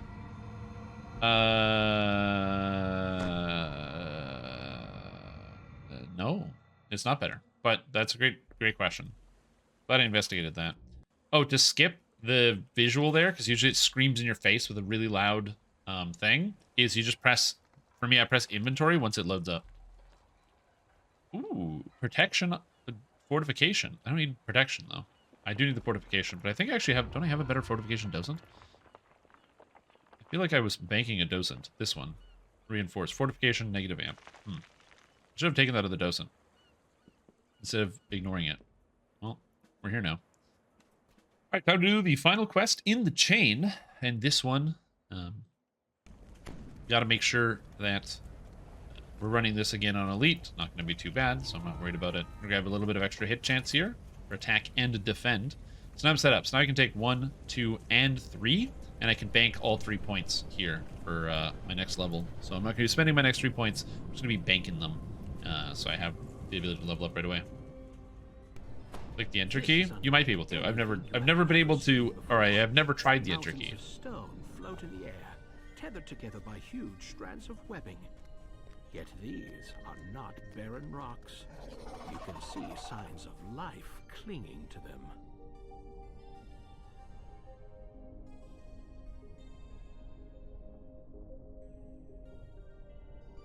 A voice in the distance calls to you. Take heed, friend. There's so many cutscenes in here and a lot of waiting. Ugh. But not for long. I just say you have to wait for him at the beginning. I'm thinking. Oh yeah, now I'm even stuck. Into Help, the I'm demon stuck. web? Ye must have come through the rift that she made. The rift to the other world. Perhaps ye have come to mend it. Alright, so you're supposed to wait for Elminster to do his talk, and you can watch the Loth run around, or the Spinner of Shadows, you can chase him around. Come with me. But you can skip all of that. There's 2 ways. One, if you have enough movement speed, you can jump on top of this thing here. Oh, fudge cookies. You can jump on top of that and basically climb over that wall if you have a dash. So that's like spring attack or wings or something else like that. I don't, unfortunately. But I'm going to show you at least one thing you can skip, which will save you some time. Run past Elminster here. Once he opens up this door, it's this door here. There's a lot of talking because he stops at each place to tell you all sorts of different information about the demon web. So what you do is instead of listening and waiting, you just jump. And that's it. You just jump around. And now all of a sudden I don't have to wait for him to keep talking. Also, a lot of the monsters don't spawn in until he actually finishes talking. So I can just freely leave because I don't have to deal with any of the monsters that are here. Instead, I'm going to jump up on this because that door's not open until you kill the monsters. Jump up on here and then boom, double skip. Skip both of those rooms in a row. Wowzers. If you're doing this in a group, obviously you may not want to skip everything, because if everybody isn't perfectly with you, let's just say somebody goes to sell some items in between one quest or the other. So they jump up to sell a couple things, and they come in late, and they have to fight all these monsters, and you're doing it on like Reaper 35, and no one's able to handle it. You know, so that can obviously be an issue.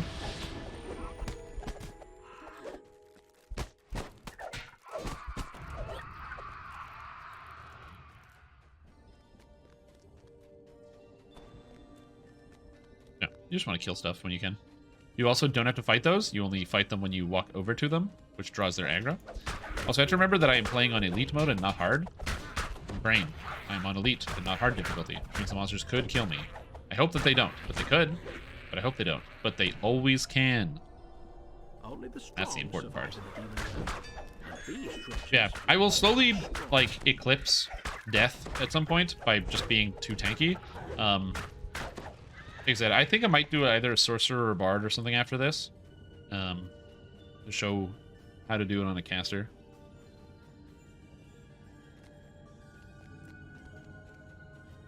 Far away in the center of the demon Is the proof isn't the poison worth doing on hardcore? It's not terribly difficult if you're level 8 and you bring a shield wand. Go get house P buffs, get a shield wand, and then you'll blow through the quest like it's nothing. Because shield protects you from magic missiles. All of the elemental damage being reduced by 20 means all of the spells will hit you for 5, 6, or 5 to 10, even from a champ. And the traps are not nearly as dangerous because you're level 8. That being said, do you need to do it? You only need 3,000 favors, so... But admittedly, it's very easy when you have house P buffs and a wand of shield. If you don't have house P buffs and a wand of shield, you don't have any elemental resistances, and you just eat magic missiles for breakfast, you're probably going to run into some problems, yeah? But, you know... Dude over here. Again, it depends on exactly what's happening to your character, and how prepared you are for the adventure. Because a lot of the time that you, or like a lot of the resources that are spent are like spell points and other things on preservation and keeping yourself alive. But if you have resist to all elements, it's really not that bad. Speaking of resist to all elements, important note, I don't have any of them. Put your buffs on when you enter quest, people. Don't forget and then die. That would be really embarrassing. Yeah, I have plus 50 to all elemental resistance. If I'd pulled, there's the shield, Templar's Bulwark, I think it's called, from Lords of Dust. If I had pulled that, I probably could have crafted it, because it gives like a stacking resistance bonus for running through like elemental traps, but for now I'm okay. Now join me, sister. Let go of your physical form. Oh yeah, stretches. Become one with LOL. Become one with LOL.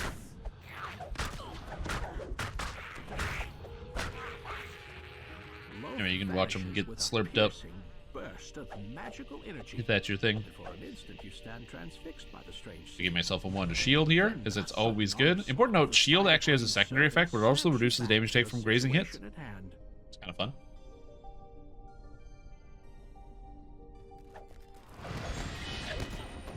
Trust me, magic missile immunity is good, but grazing hit protection on top of magic missile immunity, I mean, that's good. He's gonna leap, so he's gonna plan out for the leap. Hit him with the stun. So the guy's just stunned for a little while. AoE some people down. And once he gets out of stun, hit him with the stun.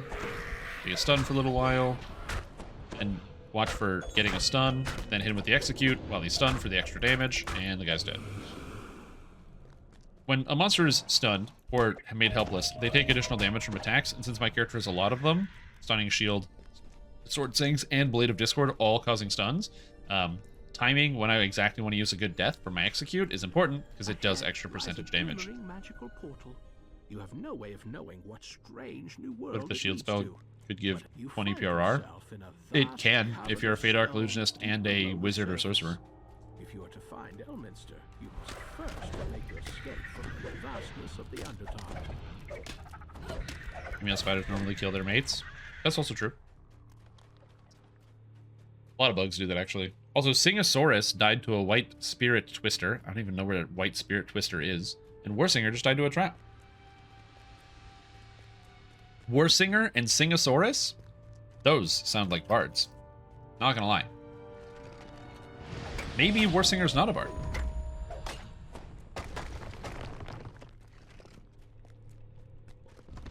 Ooh, that's a bard right there. Again, I don't know what it is. Just bards, they die. Granted, that's not an endgame. It's just like probability.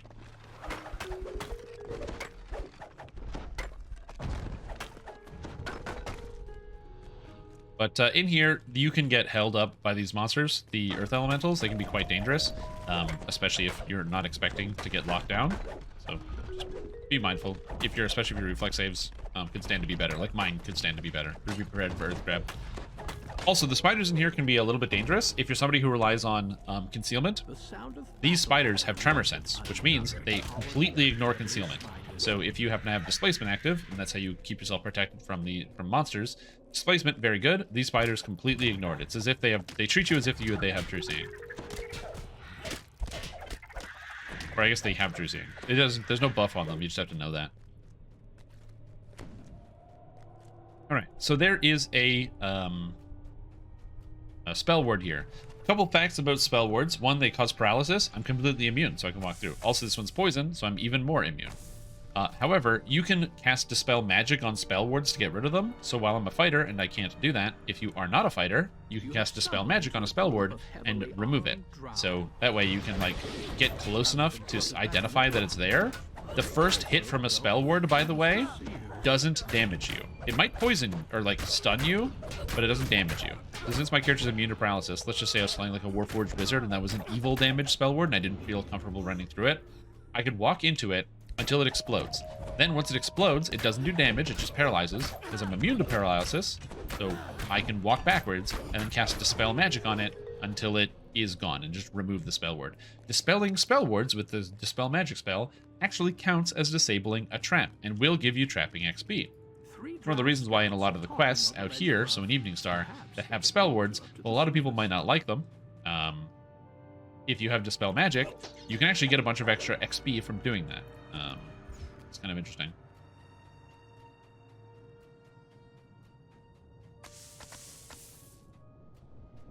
A magical portal lies ahead. Whoa. Remember when I said have jump, movement speed, and freedom or feather falling? Right up here is this pit. If I jump across it, I skip all the monsters. If you don't have jump, feather falling, and movement speed, you fall down there, you fight all the earth elementals.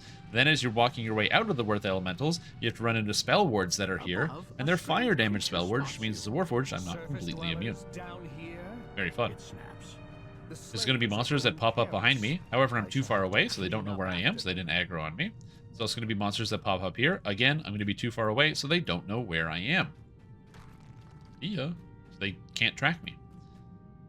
There's a shrine over there. The shrine has a spell ward on it, so if you're going to go use the shrine, just keep that in mind. And there's a bunch of spell wards on the way to the drow camp here. The trick is just hug the left, and you can dodge most of them. Is that a tank bard? Is what a tank bard? My Warforged fighter? A small but well-guarded drow outpost. Anyway, so you just climb over here. Hug the left. I might hit one spell ward, I think. Oh, I dodged all of them. Nice. And now we just fight some drow.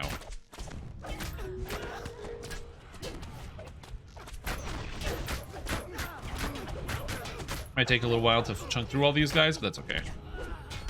And now that I have True Seeing, I don't have to worry about this guy's like displacement or anything like that, which is really good. A lot of the drow in here are going to cast displacement and blur on themselves, so having access to True Seeing is nice. So taking the time that I took to farm out the Epic Raven site was a good idea, on top of the fact that it also gives other amazing stats, but the True Seeing is really helpful. And getting it was very easy. There are a couple things that are very easy to farm, so I'm happy I took the time to actually pay attention and do that. Alright. So I just want to get rid of as many of the warriors as I can. I don't know why they're all going different directions. Oh, they're eating the hireling, I guess. Yeah, I just want to be killing as many of the ads as I can, because they're going to be damaging me the entire time, and the boss is melee, so she'll just be dragging around with me. Almost done. One more archer. Here we go. And now I just hit the boss. Uninterrupted. I could have fought the boss while the archers were attacking me, but I just don't want to take the risk of having extra hits coming into my character. And again, fortunately for me, second wind, very good. Full health, basically. And she's gone. A voice. The villagers in the cage anxiously point. Unfortunately, second wind charges near don't the come door. back.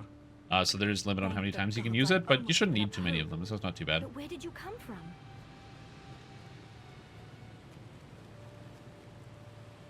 Oh look, there's a big wall of text. That's fun. I like those walls. I like walls of text. Wait. Follow Hello, Elminster? Strim, Bardian here. I'm sorry, I threw my headphones across the demon web and jumped off the rocks to get away from Elminster. But could you help me solo DDO and maybe guild me to a video series that could probably illustrate this? Haha, you thought I wanted an answer? This is why you're the Lord of Copium. Rip Bozo. Sometimes you make mistakes. Ugh. Rip Bozo.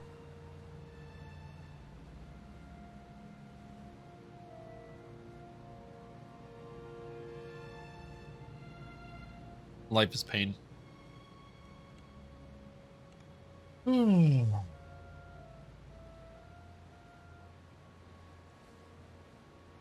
Yeah, I can recall and re-enter. I'm just going to lose 25% XP, I think. Okay, so I never solo this quest.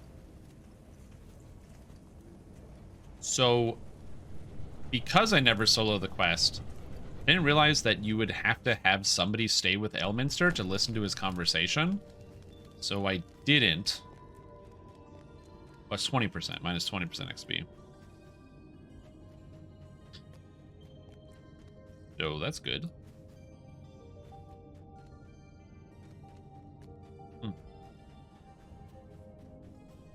Well. Is this going to complete the quest when I get to Elminster? Hark! I sense that she has dropped her guard again. Occupied with her sister. Oh, it's 30%. There you go. I must leave while I can. Find thy way to Evening Star. I will meet you there. So, pro tip. It's a dangerous journey. Don't do the skip when you're by yourself. You seem to be accustomed to unless you have access to Mention Door. Journeys. Elminster departs. Well, given that I have to redo the whole quest, I might as well fucking just redo the whole thing, because I have to walk the whole way anyway. Alright. Well, reset. Oh, that's very annoying.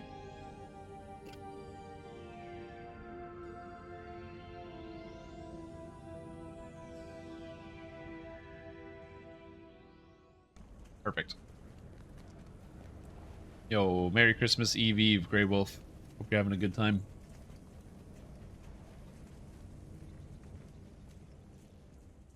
The gatekeepers, a special druidic order, are looking You know, for sometimes these things happen. Nothing you can do about it. the spinner of shadows.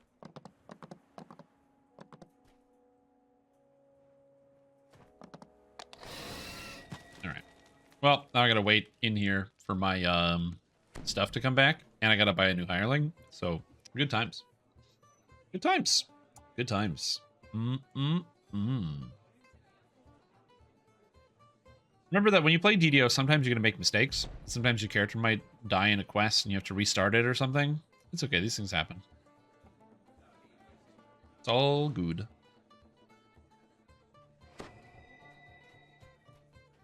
Legendary Student Wrath with Insightful Intelligence, but doesn't show on the item. It does give the intelligence. It should show on the item.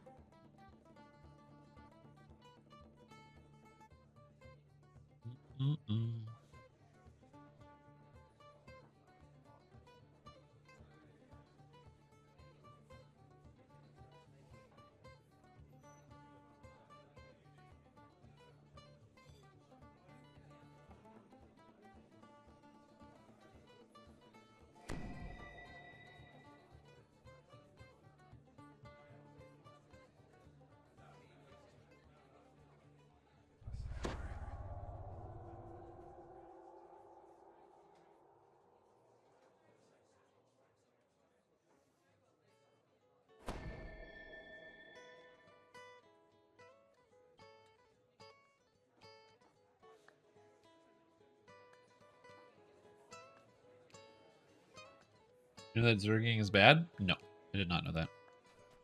Alright, now I have all my abilities back. Let's just go do that quest again. Good times.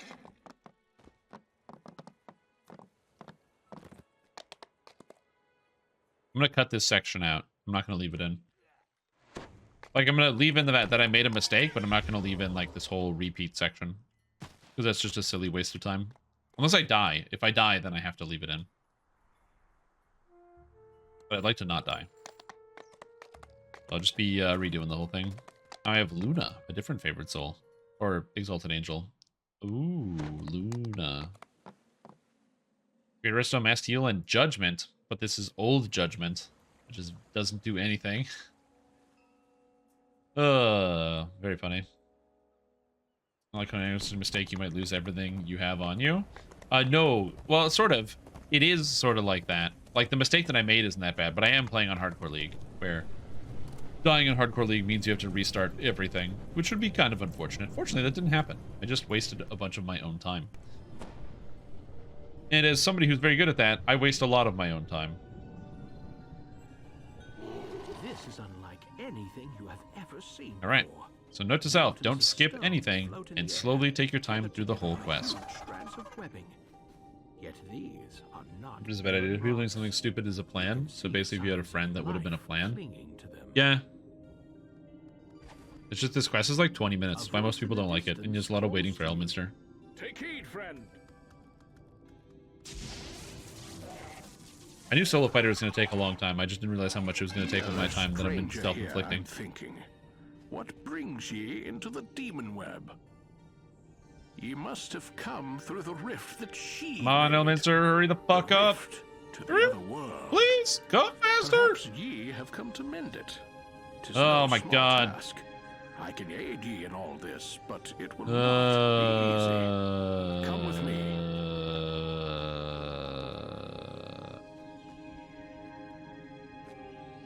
We are in the realm of the vile goddess LoD. God, I hate this quest. She and her sister, the The Spirit Under of Sorcerer? Shadows, Yeah, are the he's source definitely the of great thy Under Sorcerer. current troubles.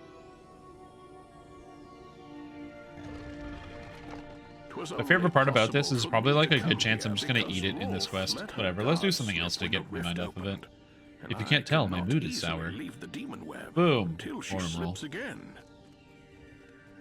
This rift, her sister, the magic shards she's plundered from your world, they are all part of some vast and tangled scheme of Loth's. Yep. Closer to my home, Loth now wages war on the kingdom of Cormier in Yep. a little village named Evening Star. Oh, do they? This Wow. rift That's and crazy. that war are bound together in her Damn, plan. dude. That's crazy. And so are you, I suspect. Oh, yeah. Hark! I sense that she Oh, has wow. dropped her guard again. Occupied with her sister, most like.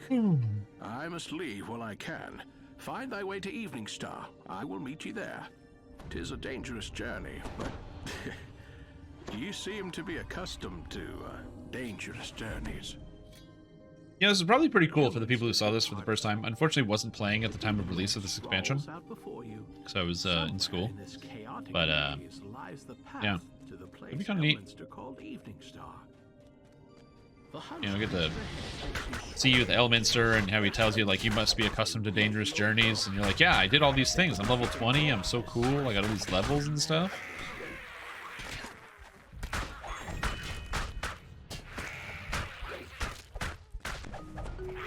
Be a neat experience. Got distracted with the Sauron build. That's okay. I looked up that weapon, by the way, and I couldn't find any builds that use it. So I don't know if it's good or bad, but it seemed good.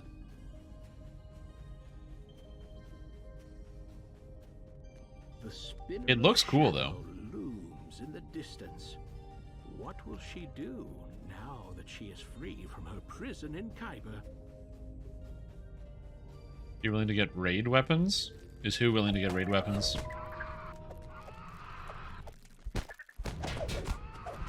Oh, you're talking about Blue's question. Sorry. Yeah. So yeah, what weapon should you use on your Pale Master? Honestly, great question. I don't know what you use on a Pale Master.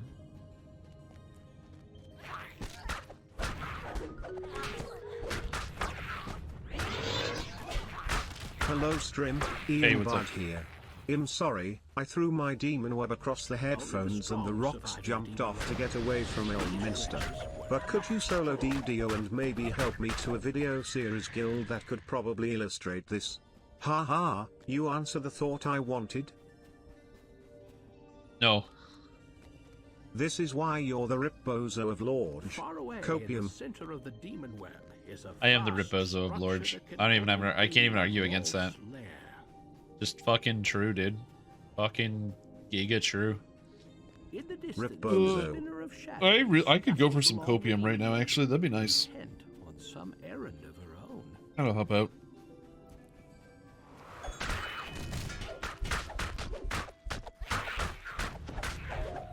Yeah, just like some of that. Or what do they call it? Nitric acid? Not nitric acid. Nitrous gas or whatever? That's good too. A spider hatchery lies empty. The brood it bore has already consumed the You need weak DCs? slug. There are no DCs that come from weapons anymore. Fragments All of them are from the rest of your gear. worlds lie It's ensnared just in Lord's from your web. filigree. Like the weapon doesn't This do will anything be the anymore. fate of Eberron unless you find a way to repair the rift that is slowly Right, so you want like you want equipment bonus, well you can get an augment for that from Isle of Dread.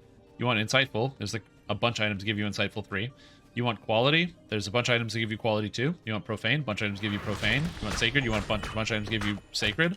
None of those things appear on weapons anywhere. Yeah, but Princess Scepter sucks. It gives not enough DCs and it's a very small quantity. on a distant shard of the demon web. Like for example, the spinner of shadows. there's the cloak from Shards are in place. So let us begin the ritual. the charisma cloak from Isle of Dread. What's it called? Beyond imagining. I can't remember the name of the set bonus, but there's a charisma cloak that gives you charisma, which you might not want, but it also gives you universal spell or like all spell DCs and insightful spell DCs in a higher value than the Princess Scepter. And then you can just get quality, sacred, and profane on different places. Quality, depending on the type of character that you are, is usually going to come from the belt from Sharn, which also gives you quality of your main stat, or an artifact, or the goggles from the new quest, the new Goggles of Dusk. Alternatively, you have the option for using, for profane, you can use the Dead Ringers, or you can use the, which is the gloves from, Make Believe. Or you can use the necklace from the Winter set that also gives you profane 2 to your spell DCs. And then for sacred spell DCs, you're able to pick up sacred spell DCs from something.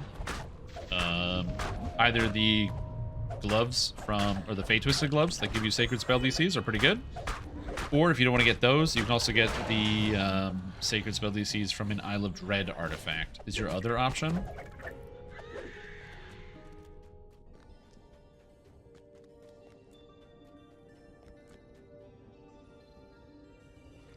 Just sacred from the Ahead gloves? lies Yeah. a glimmering magical portal. You have no way of knowing what strange. And new so world sacred, leads the fact you that you can find craft sacred yourself. DCs on an Isle of Dread artifact is why a lot of people are using Isle of Dread artifacts. Because previously sacred DCs was literally only on the Gloryborn gauntlets from Feywild and nothing. So getting +2 sacred DCs is really easy now, so it's really powerful.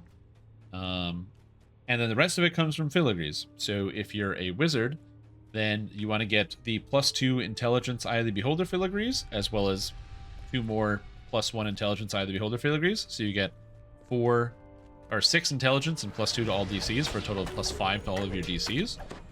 Then you go autos 4-piece with lots of intelligence for extra DCs. You grab the Zarigan's filigree set for an extra +2 intelligence and on both your your artifact and your weapon for an extra +4 to intelligence.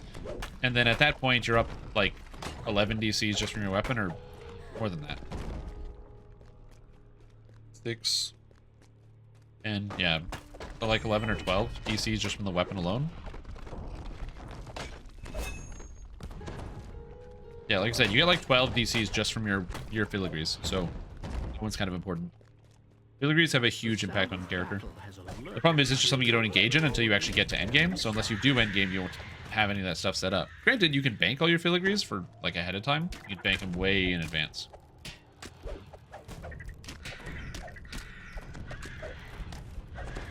Yeah, exactly. It's not the weapon. Like, changing your weapon is not going to solve any of your problems because weapons don't have any of the DCs that you need.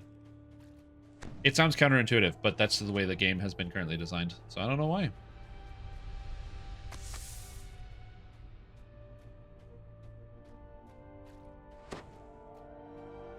You have stumbled into a group of heavily armed drow. Just gotta keep that in mind. Drow you've encountered back in Eberron. Anyway, so as far as weapon suggestions go, though, there's probably the necromancy weapon from Peril of the Planar Eyes. I think it might have Insightful Necromancy Focus 3, although I actually don't know. I have to look it up. Like Fusible Scepter of Nullification or something? 3 drow scouts are talking on the ledge above. Perhaps they can lead you up to the surface. Alright, I'll look it up. Fusible Scepter of Nullification, DDO. It's called the Malleable Scepter of Nullification. A magical portal, and it has Necromancy 5, which is worse than Isle of Dread, but you could use that assuming you have no other equipment on your character's inventory. The drow patrol you saw before is taking a break on the other side. Because that one gives you Void Lord Nullification and Insightful Nullification. So that'll help out a little bit, assuming you don't have any other equipment. And the Necromancy Focus 5 is like the best you're going to get on the Necromancy Focus. I shall have to clean up after. But yeah, it depends on whether you want to use raid gear or not, and how much do you want to farm or not. This is one of the reasons why there's no DC casters on Hardcore League, because getting your DCs up is really time-consuming and tedious, and is one of the longest gearing processes in the entire game, by like a long mile. It takes longer to get your DCs up than any other stat group in the entire game. Once again, one, because a lot of it's down to filigrees, so you have to have all of the filigrees that you need, and two, it's just a lot of like really specific item acquiring all over the place. You can do it, but even still on hardcore on a first life character, you're going to be hitting maybe 95 at best, so you're going to be missing a ton. You're just going to be constantly whiffing your spells at 95.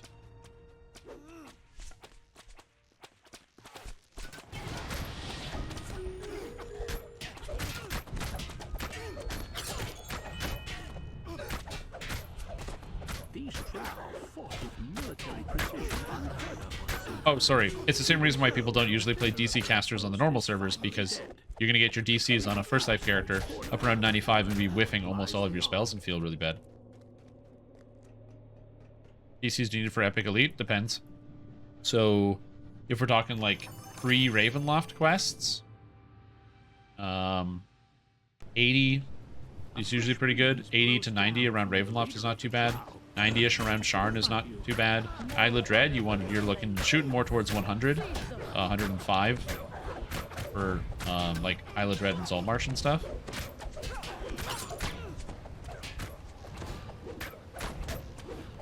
You can't run away from me.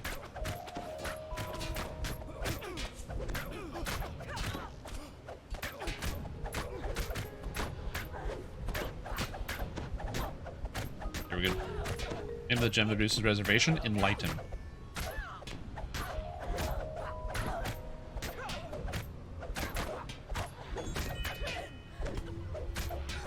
I think Ipsum was making a chart. Or I'm making that up, and I'm just saying he was doing it. And I'm pretty sure I remember him making a chart about what DCs you need for where. Over here! Let us out! Thank the gods, I'd almost given up hope. But where did you come from?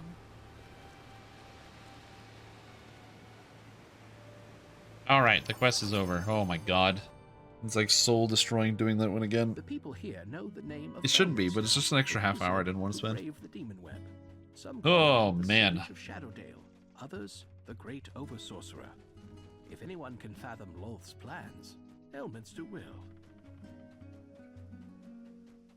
The chart? I don't think it's done. I just remember Ipsum was talking about it.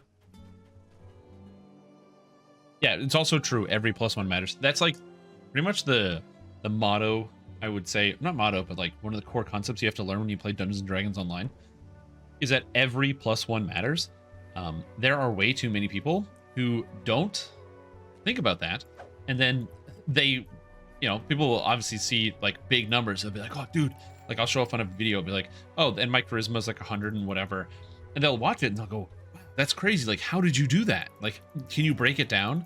And I can, but it's more of the question of like, the breakdown is a lot of stuff that isn't super, like maybe finding all the sources, maybe, of like where the things are.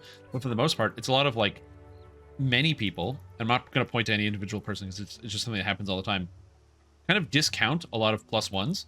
They'll be like, oh, this thing's only like an extra +1 here, +1 there. But it starts to add up really quickly, and it can be fairly impactful. So +1s, they matter. Yeah. Like just something as simple as your enhancement tree, right? +2 to all ability scores, +1 strength. So I get 3 strength here. But I could rearrange it and get strength here, get the strength. I could have taken the strength here, gotten the strength here maybe even gotten this strength instead, and rearranged some of my points so I'd have even more strength. And now my stats like 5 or 6 points higher, right? So again, no, don't forget about each of those individual numbers. They can help. Yeah, like on any spellcaster, I usually get like +10 to my main stat. Because it's 2 out of the tree plus the capstone, which is 6. And then like 2 out of the race, 2 out of another tree. Not including stuff like Fade Arc Illusionist, which has 1, 2, 3, 4. So you can get, if let's say you're a Charisma Sorcerer, or like not a Sorcerer, like a Charisma, or like a Pale Master, right? You're a Pale Master, Gnome Pale Master. 4 here, 1, 2 is 6, 7, 8 from Gnome, 9, 10, 11, 12 out of Fade Arc Illusionist, and you've got that much more. And then Lich on top of that gives you an extra 2, so you're at 14 exactly. It goes up so fast. And then filigrees also add up a lot. They add up real quick.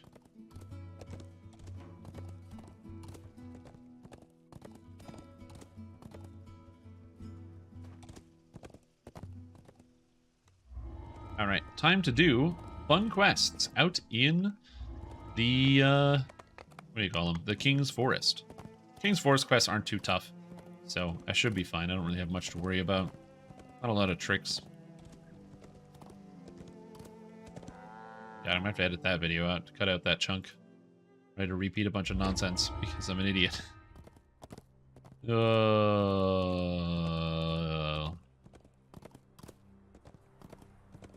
Four set bonus plus a couple smaller sets. We're also getting a lot of filigree now. So I think it's what?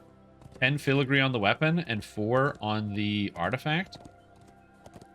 So that's 14 filigree. So you can get 3 4 sets and a 2 set. Like, yeah. Careful of spell traps? I actually don't need to be careful of spell traps because I'm a robot, and robots are immune to paralysis, which is very convenient. Also, I'm not centered either. Apparently my camera is off to the side, which is, I guess, fine.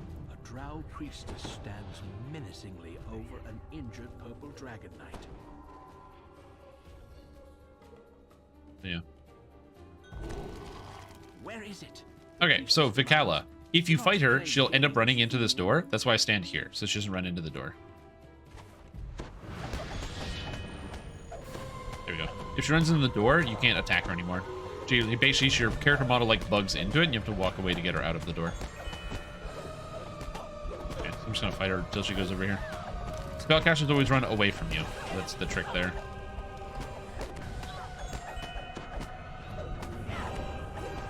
Alright, she kills the guy. No problem. So how do you do this quickly? Well, my trick that I use is you want to follow her as fast as you can. Shoot. Because you basically don't want her to leave this room. You want her to stay here. By having her stay here, it means that you can easily finish the quest because she's not roaming around the entire house. The house is full of spell wards, and I don't want to deal with spell wards, but I don't mind dealing with the boss. Because she can just shoot me. I'm a very tanky fighter, so I'm not concerned about that at all. Now, instead of just attacking her, she will eat her flunkies to get her health back. So, I kill all the bad guys in the room. Almost. I kill all the bad guys in the room. And now I can release the hostages. So, these are the hostages. Go. Go, hostages, go. So she's going to eat them as they run away. That's okay. Every time she eats them, she heals back to full, and she gains this buff. That's this Favor of the Goddess, where her health goes to... or she gets like a whole bunch of defensive stats. So, to prevent that from happening, instead, and just let them all go, and now I can fight her in this room. Don't have to chase around the whole place, don't have to worry about spell wards, don't have to worry about nothing. Apparently she doesn't even have aggro on me, which is cool. Whether go to main stat, melee power, range power, spell power. Honestly, agree. Hybrids are difficult for two reasons. One, it is tough to figure out exactly where you should gear. And two, hybrids generally can't get the DCs needed or the hit chance needed, which is one of the reasons why they generally suck. It's not that hybrids themselves are inherently bad. Like the idea of it is not a good idea, but due to the general design of the game, they don't really fit in. So, as an example, we talked about how you might need, 110 DCs if you want to do Isle of Dread with Fortitude saves. So if you want to be like a melee Pale Master who uses Necromancy DCs, how are you going to get 110 DCs on a melee? And still have enough hit chance to actually hit the monster? The answer is you're probably not. It's the unfortunate reality of the situation there. The realm of Cormier is known by some as the Forest Kingdom. Others call it the Land of the Purple Dragon. 'Tis after an old tale of a black dragon so old his scales had washed plumb, whom Cormier vanquished with arrows, order, and cunning. It's something I don't like about DCs. I'd love to see them change it, but I don't know. It is how Dungeons & Dragons performs, so maybe they won't ever change it. I would just like to get to see a bounded accuracy system where, like, spells always have a higher chance to land, and then if a monster makes it save, depending on by how much it makes it save, it maybe only has a minimized effect as opposed to getting rid of the whole effect. So for example, let's just say a monster makes it save versus a stun. That doesn't mean it doesn't get stunned. It means it only gets stunned by like 1 second or something. Or like the duration of the stun is based on how close it made to its save. The Drow are linked to the Darkening, though just how as an example. Obviously, context sensitive. Still, when you have a spell like Mass Hold Monster, which literally lasts for 3 minutes, even if you take out 80% of its duration, it still lasts for like 25 seconds, so that would be a problem. So, yeah, you gotta just keep that in mind. But I'm sure there's something better they could do than the way it's currently implemented. It's like, evasion can be really punishing when you go to Sharn, where basically most of the monsters have it, so it's have your saves high enough or do 0 damage to monsters, so that's kind of rough. And then, as I said, a lot of times, on Hardcore League, nobody ever really focuses on DCs because you can't really get them high enough on a first life character easily, especially when you want to have health and defense and damage. On the regular servers, where you can go super glass cannon, because if you die, it doesn't matter, then you can get your DCs a little bit higher without worrying about the survivability as much, but yeah, it can be rough. Alright, Unquiet Graves. This quest is very easy because I have access to a Death Ward. This one's fairly straightforward. I don't really have a lot to say here, just kind of like hit the monsters. I also make explosion sound effects all the time. I don't know why. I'm just excited about killing this Dark Incanter. Get out of here, Dark Incanter. Could add a slow effect if they make a save. Yeah, something like that. I feel like tactics abilities should do something to red names. So, like, imagine if a tactic ability actually did something relevant to a red name. So, like, you know, if you trip a red name, for example, they don't actually get tripped because they're immune. But instead, they get a debuff called, like, you know, Tripped Up. And it, like, lowers their armor class and makes them vulnerable to, like, the filigree set next fall, as an example. So you can still get the extra damage against them.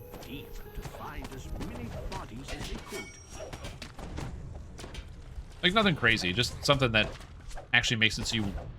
Somebody who specializes in these things doesn't feel like it's wasted whenever they run into a boss.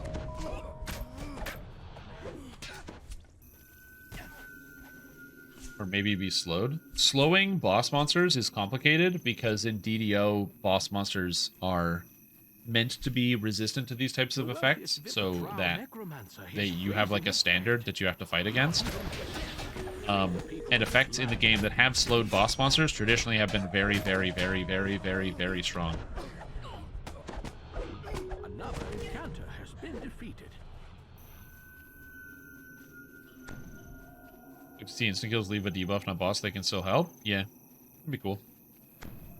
Are orthons of instructions susceptible to trip? I don't think they're susceptible to trip. I think if they are, that's probably a bug. Colors of the Queen. There's a Colors of the Queen proc that will trip monsters. Or like knock them down even though they're immune. But yeah, in DDO history, there's been situations where slowed red names can cause problems. A great example is Pin, is an ability in this video game that exists currently. And Pin makes it so that when you hit a monster, they become slowed. It works on everything in the game, and you can do some very interesting things with it. All I'm going to say. Pin is good.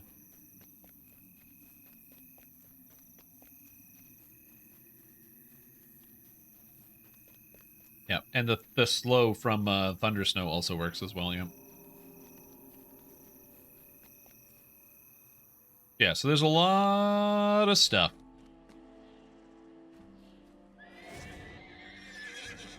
DC spells. 2 tokens on 2? Yep. There's the ads. Get a dirty look every time. I play them. That's how I make my money. Advertising. Advertising. The capstone of Horizon Walker, where it slows monsters. I don't think it's the capstone. Isn't that the 5th core? That's like the slow. Yeah, that one also slows and it works on everything in the game, and it's also a bit of a problem. Listen to your audio. Oh, that's very funny. You can always hear it. You always hear it come out. Well, hey, that helps me. Thank you. I appreciate that. Also, for all the people out there that, you know, end up having to watch advertisements, I do apologize that sometimes during the live stream you might watch advertisements. Just remember, number 1, there's more on YouTube, and number 2, you know, bills be tight sometimes. You know, I gotta budget properly, and I do. I don't do a lot of heavy spending to make sure that I can make interesting content for you guys and try to be entertaining and also still relevant and you know, not starve. But you know, you gotta pay those bills, and how do you pay those bills? Advertising revenue. That's right. Advertising revenue. Oh, advertising revenue. So nice. In the glow of the fire that is ad revenue. Sustains my channel. I am pleased Loth's schemes have created the bridge between our worlds. For it's just like the necessary evil. Also, if you're wondering why I walked over here when the quest is clearly not here, it's over there somewhere. Talking to this guy lets you teleport here, and that's relevant for later. If Loth's plans are left unchecked. But yeah, it's the unfortunate reality of the internet that like a lot of the stuff is free on the internet, but somebody has to pay for it somehow. So who pays for this content? Well, I pay for this content because I have to like pay my rent and I have to eat, and then I can create it, and then you as a consumer can just watch it. But for me to be able to do all of that and for you to watch it without paying any money, I need to make some money, pay for my things, so then I can make these things for you. So the solution is advertisement gets in the way. A lot of people don't like ads. Like I said, you don't like ads. There are plenty of ways to figure out how to watch content without seeing ads. And, you know, you can do whatever you want with your own time. I volunteer as tribute. Hail Caesar. But it's the cost of the internet age. Been chilled tomorrow, only -33. Nice, that's nice and warm. Sick. You get much about advertising those, why so much money is spent on it, and for the commercials that actually provide information. Brand placement crap. I don't know exactly how advertising works. I have to assume that a lot of like you know, the influencer marketing has to work pretty well. So for example, I don't know exactly how many people were aware of the brand Rogue Energy before you started watching my live stream, but I can tell you a lot of people have used my referral link to purchase Rogue. Way more than I initially thought. Also, you don't have to kill the villagers. I did it because I'm a bad person. So there is, you know, influencer marketing is a real thing for sure. I don't know about traditional marketing on like TV commercials as you're talking about, but influencer marketing is very successful. Did you kill my companion? Also, thank you for the bits, Headshot. Appreciate it. Internet the Register is on sale, and apparently it's almost impossible to not fall as Paladin without min-maxing choices. To not fall as Paladin? What do you mean not fall as Paladin? Huh? Get Rogue to change your code to Lord Strim.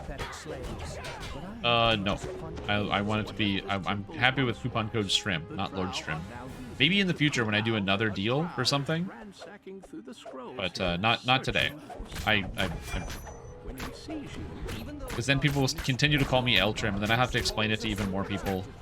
And I don't really want to have more conversations about the use of the term L-Trim.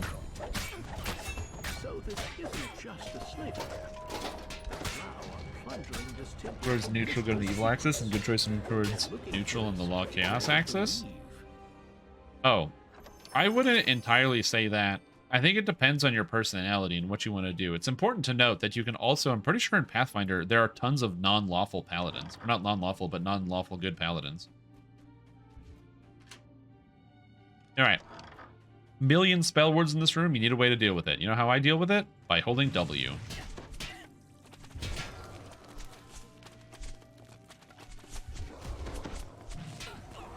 So, like, the base class paladin might need to be lawful good, but you can just play a paladin archetype that doesn't need to be lawful good, and your problem is solved. Especially if you don't want to be lawful good. Because you're going to meet a lot of lawful good paladins as you play through the game. You're going to meet a lot of crusaders. 1 and 3 is how you get through this. So it's 1 and 3. Right? So you're going to meet a lot of lawful good crusaders that you might not call lawful good because they might do things that seem counterintuitive. But that's because they're lawful good following their god. 5 and 6 to get through the rest of this.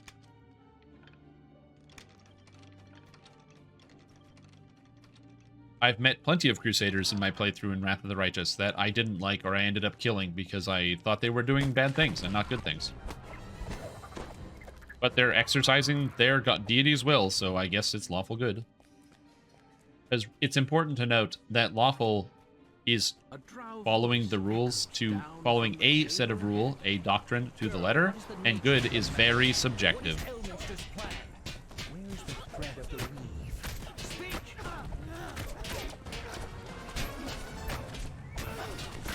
Should play that game again? I mean, hey, now that you've finished by leveling every single character class in Dark and Darker to the maximum level, you can.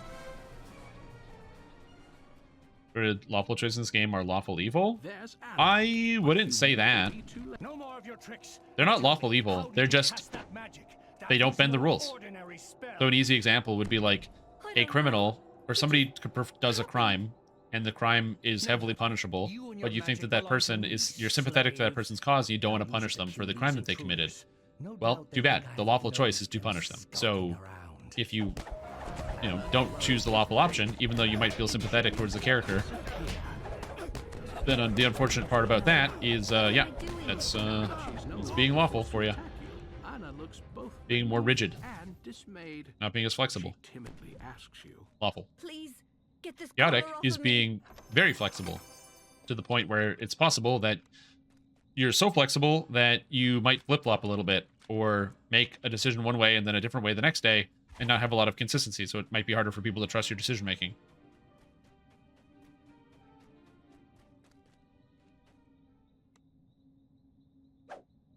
So I wouldn't necessarily agree that the choices are lawful evil. I think that a lot of the people that play the game think that they want to be able to do whatever they want and also be lawful, which is not how that works.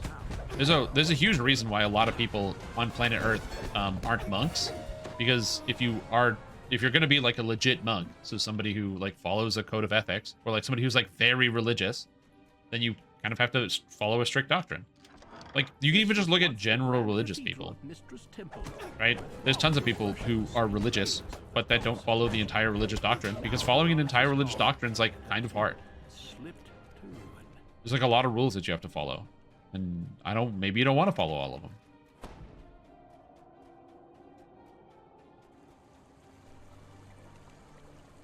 But the unfortunate part is that picking and choosing which rules you want to follow, or picking and choosing how you want to handle a situation, as opposed to turning to your, your moral compass, or the moral compass that is given to you, moves you away from being lawful.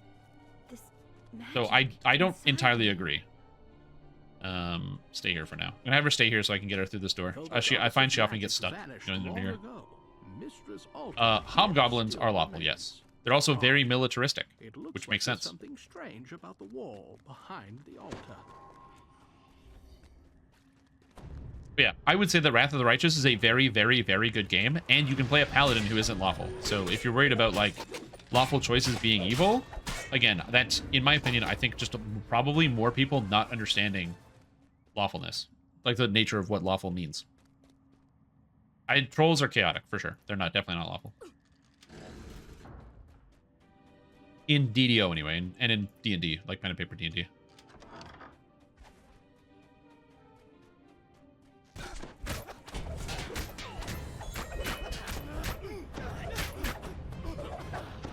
Got him.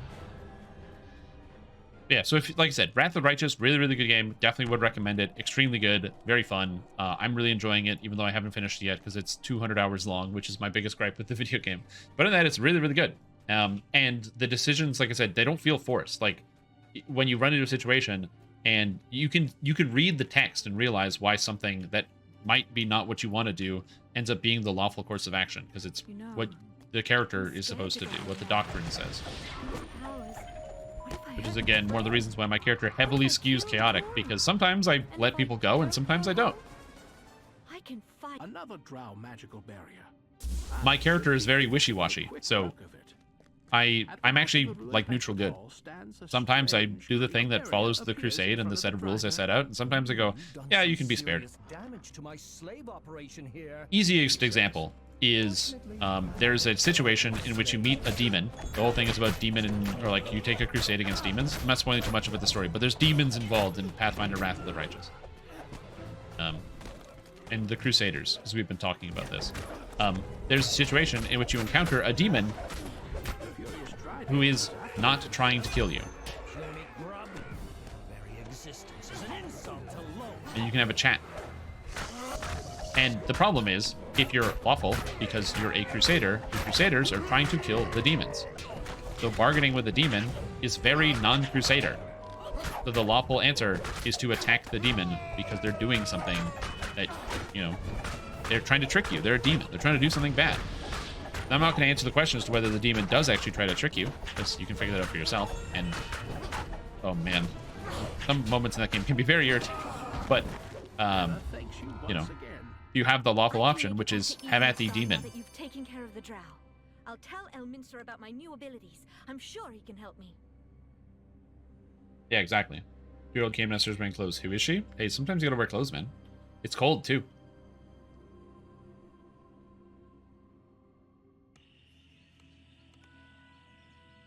He says he's chaotic, he'll betray the bargain he made with you, but he's so chaotic that he'll not do that? Yeah, he's chaotic so he can make whatever his decision is.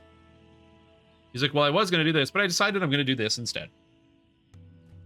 Chaos. Unpredictability. And I have an extra point that I'm banking until I get to level 23. Heck yeah. Alright, give me this. I don't need any of these. And thaumaturgic gloves. Damn, I love spell power. Oh well, at least I like gold, so I can buy more stuff. I actually don't need gold anymore, so it doesn't matter. On the horizon. A drow attack on the village is imminent. The old 1E2E where alignment was not relative and hard to find. Yeah, probably. Dusk has long since faded into night. But yeah, you could make an argument that, you know, if somebody is good aligned in D&D, then that means they only do good things, they help people, and they're more altruistic. But that's not necessarily true. There's a lot of, like, you know, things are really wishy-washy in both the real world and in your pen and paper. So if you want to have a situation where somebody is, you're running a D&D campaign, and you have good characters, then pick a setting that works for that, where you have good versus evil. And there's not a lot of, like, confusion about who is good and who is evil. An easy example is, like, Middle-earth. Middle-earth, there's no waffling about who is good and who is evil. It's easy. You know, oh, whoops, don't do too much damage. I gotta kill these guys first, because she's gonna eat them.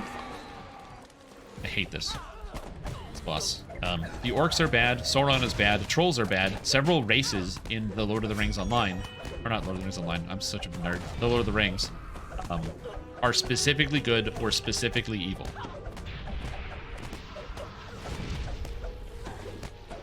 Like, there's no confusion about that. All orcs are evil. Straight up, 100%, according to Tolkien. Which makes it a little difficult, because, like, imagine you wanted to write a story about, like, a goblin who strikes off on their own and goes on an adventure. You might be able to do that, except you wouldn't have them interacting with people, because they would eat them and kill them and do bad things, because that's what they are. The world of Tolkien is inflexible.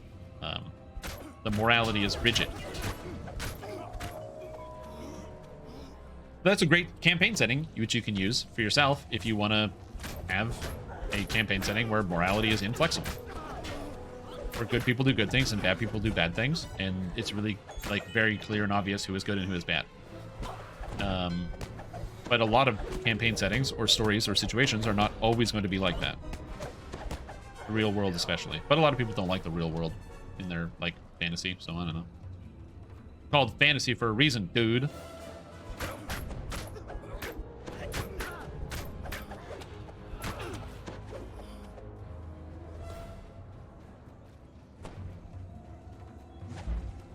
Anyway, morality discussion aside, I think that Pathfinder Wrath of the Righteous is a really good game, and if you're worried about the decisions that your character might have to make in the game, like kind of bumming you out or making it less fun, I wouldn't be as worried about it.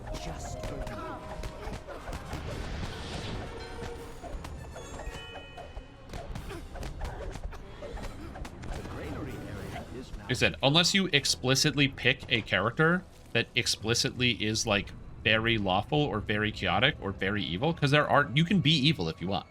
That's the cool thing about Wrath of the Righteous. You can still be evil. So if you decide that's what you want to do, and then you're like, yeah, I'm going to be evil, and you don't make any evil decisions, then it's like, well, I mean, yeah, that makes sense why your alignment's going to start moving. It's like how when I play Mass Effect, I'm like, this time I'm going to do, like, the Renegade playthrough, you know, where I'm just going to be, like, a kind of a cool badass. And every time someone asks me a question, I'm not going to answer them, and I'm going to put on my sunglasses all the time because I'm a renegade. But then, like, I'm like, oh, actually, I do want to help this person. You know what? I'll help this person this one time. And this guy, you know what? Yeah, I should also do this. And, oh, I can go out of my way to get this extra thing. And I don't want to shake this guy down. You know what? I'm not going to do this renegade decision. And then as the further I go, I realize, you know what? I actually can't do this. I can't hurt the video game characters, so I'm not going to do it.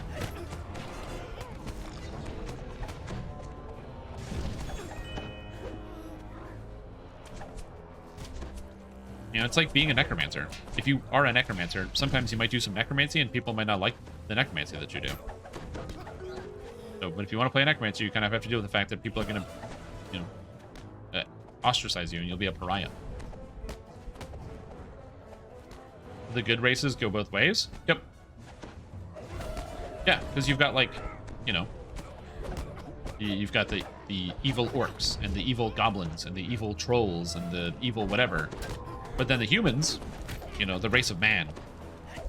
You have the good men, and then you have evil men, the brigands, or those that followed Sauron, like the, I don't know, all them guys.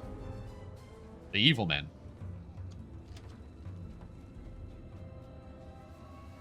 Yeah, and the good dwarves, and the evil dwarves, and the good hobbits, and the evil hobbits. I don't know if there's any evil hobbits in the book. I guess technically Gollum's kind of an evil hobbit, because he was a hobbit someday, or at some point. Oh, are there evil elves?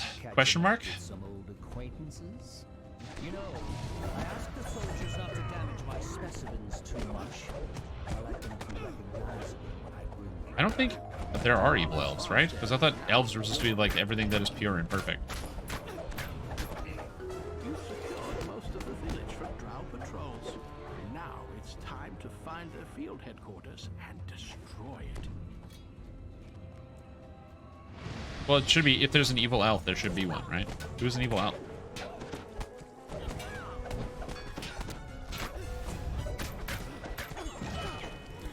No. We're talking about the Lord of the Rings. There's no drow in the Lord of the Rings.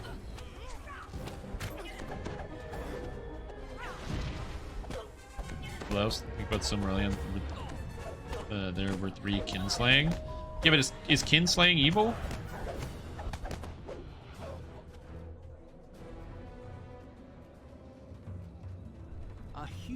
horrific creature looms in the distance. A mocking drow voice.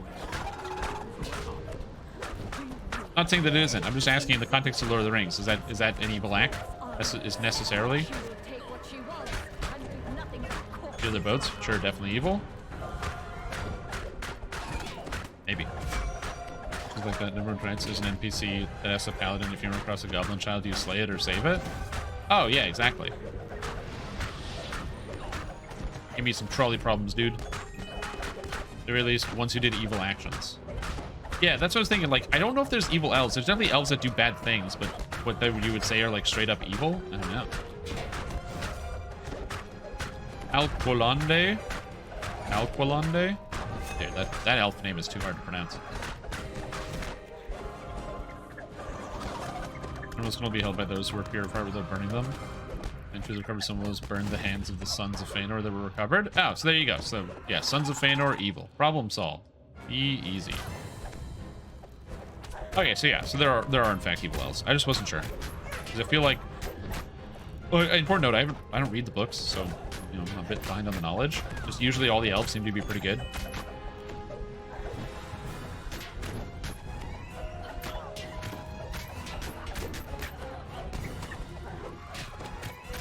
Yeah.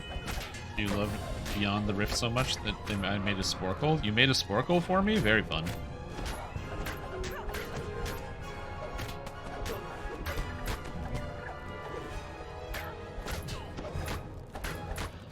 Belia Sackville Baggins. I do not know who that is.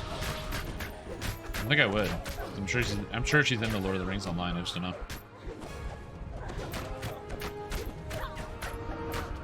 That's where I get most of my Lord of the Rings lore, and listening to other nerds in chat. These nerds talk about it, and they go like, no, this is actually how that worked.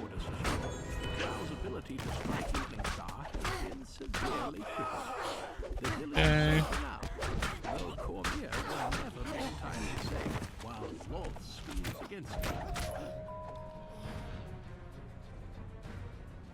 Are you sure? Because I've heard in many places that there's like things that are absolute evil. It's the reason why there's like aren't defected clans of orcs or Uruks or other people that are just like, yeah, screw it, let's not do constant war. Maybe there is. I don't know. But anyway, it's much more cut and dry than a lot of the other universes. A major blow was dealt to the drow this day. But anyway, when it comes to Wrath of the Righteous, I think that the distinction between good and evil, I can understand some people getting upset about and not liking the distinction there.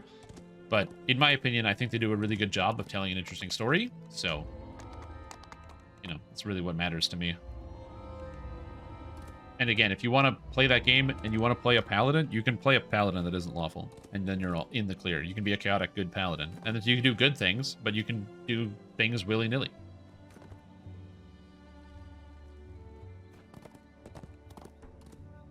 Okay, so I'm going to now go do the Schyndylryn quests. The Schyndylryn quests can be hard to get to because you have to go to Schyndylryn. It's very annoying to get there. However, I will show you the easy way to get there when I stop getting lost in Evening Star first.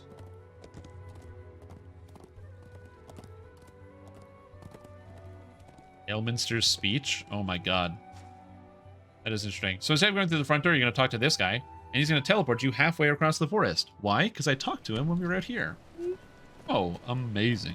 So much faster.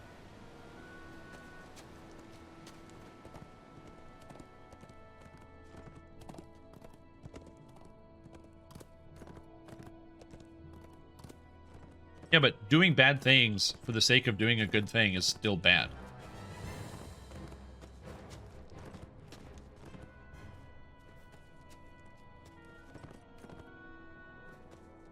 Yeah, the road to hell is paved with good intentions is a perfect example.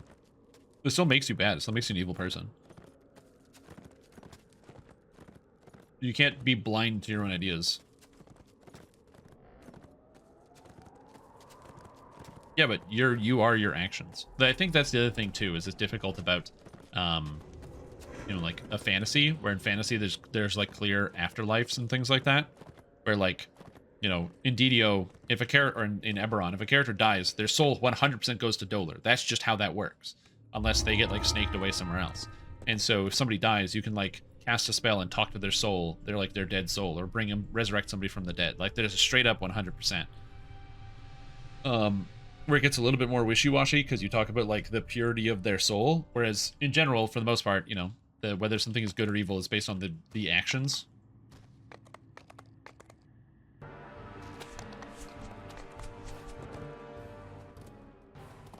Oh yeah, for sure. Anyway, just play Wrath of the Righteous. Just shut up. Stop talking about other things. Stop getting distracted. Go buy it. It's on sale. It's like 75% off. It's a good deal. Also, what are you going to do else during the holidays? You got time off. You got time off work. And now you're going to be able to go and, you know, you need something to do with your 200 hours. Just go spend your money, buy the thing, and then spend 200 hours playing a video game that's very, very good and well designed. Okay, so we're about to do a quest. 2 quests in ways that I don't actually know how to do them. Because usually I would have Dimension Door for one of these, and a Bell of Opening for the other. I don't know how to do these 2 quests without those things, so we're gonna figure that out. I actually don't know. 75% off. I paid full price. What a slap in the face. Yeah, exactly. Rejections of the Donner Party be considered good or evil? What is Donner Party? Gold roll? Oh yeah, I can do that. I don't know what that is. Yoop. Anyway, gold roll, did you say? Oh my god, that's right. It's time of the day for the gold roll. We got a gold roll coming up here. It can be anywhere from 1 to 100. Anywhere in that range. It could be 1, it could be 10, it could be 35, it could be 0. I don't know the answer, and neither do you. That's why we're going to do the gold roll right now. 3, 2, 1, go. I said roll. Gold. 14. Rats, dude. This grand courtyard Those got trapped in the mountains and rumors from to aid each other till spring to survive. I mean, you gotta eat, man. Sounds good. Somewhere to the north. How Sind is extreme. If your sources are correct, the laboratory with the flash stones should be. We go this way for sure. I know a good chunk of this. I just don't know how to get into the final room. So I'm gonna have to learn how to get into the final room. You're gonna watch me learn something. I actually don't know how to do this quest. So any other way than the way that I normally do it. Like, important note, I literally always buy a Bell of Opening for this quest. I don't know how to do it without a Bell of Opening. So I'm gonna teach you guys how to do it without a Bell of Opening, because I'm gonna learn.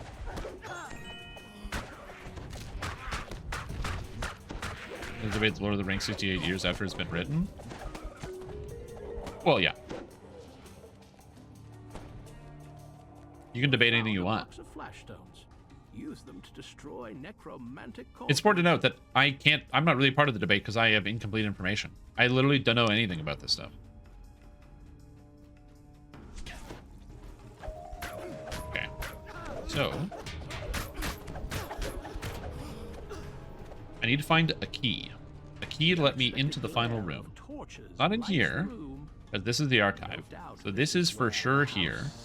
Wizards study the scrolls they have plundered from the surface. If I crack this open, like this, and this place explodes. Good, good, good. How do I get into the final room? This is probably where we, like, just go look it up on the wiki. So I think that's what I'm going to do here. DDO, wiki, House of Death Undone. Okay, so let's get this here. Look at the map. So I'm here. And I need a key to get into this room. Upper floor chamber. But where's the key? Quest item. Quest item, quest item. I need a key. Locked door. How do I get the key? Key. Secret door, quest item. I think it's in the servants' quarters, it looks like. So it looks like I have to go all the way over here. Divines have reached 300C. Yeah, they're gonna go higher than that too. You see in the quest and got reconnected, somehow alive in your soul stone is here? Yeah, somebody else was saying that too. I think I go over here. Like this room is where I need to go. That's what it looks like anyway. Oh, your weather report, by the way. I'm in the middle of recording something, so I will get your weather report after that's done.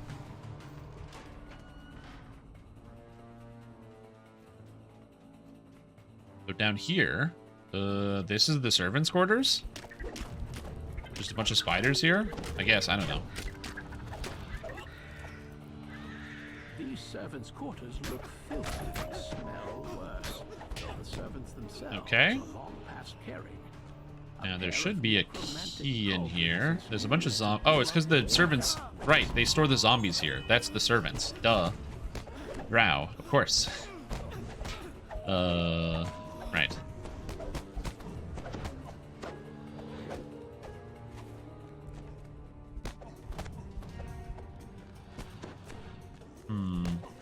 I don't know exactly. I don't think the key is here.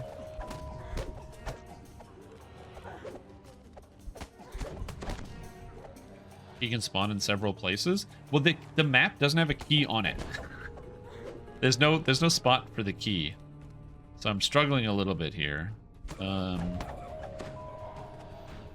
well, I can blow this up.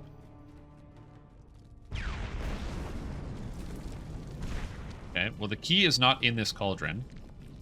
And it's not in this cauldron. The cauldrons in the servants' quarters have Okay, been so this is destroyed. wrong. So it's not here.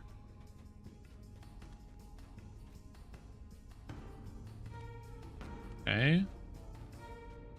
This is going to take way longer. This is usually like a 3-minute quest, and I have no fucking idea where I'm going. Okay. Well, I can go here, I guess. Let's see what's in this room.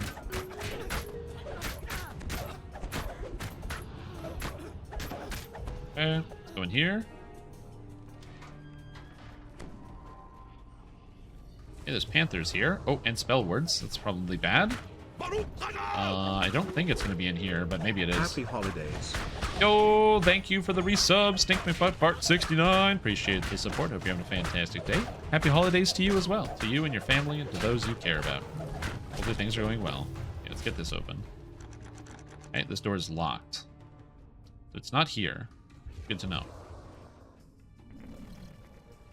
Then the spawn place is only an extra minute tops. Sure. Like I said, I have no idea. It's a complete mystery to me. Dark prayers drifts in from the room ahead, along with the pungent smell. Aha, Priestess of LoD. Ah, kitchen key. Wait, that's the kitchen key. That's not the fucking key. Oh my god, no. Alright, well, hopefully the key is in the kitchen. Because I know the final boss room is not a kitchen.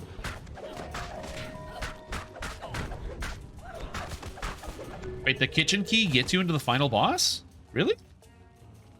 Oh, okay. That's confusing. If I was running this the first time, I would never figure that out. That the key is the one that you need. Interesting. Rogue hirelings don't have enough open lock to be able to get through this.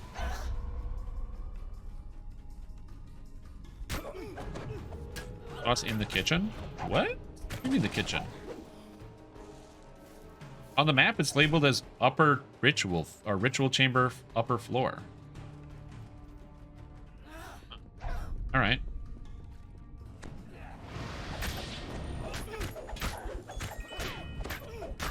Yeah, like I said, I would never figure this out.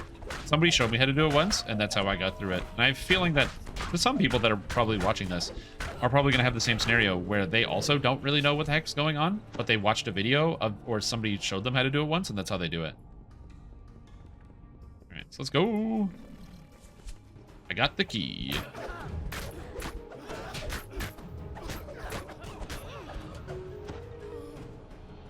Catch this guy.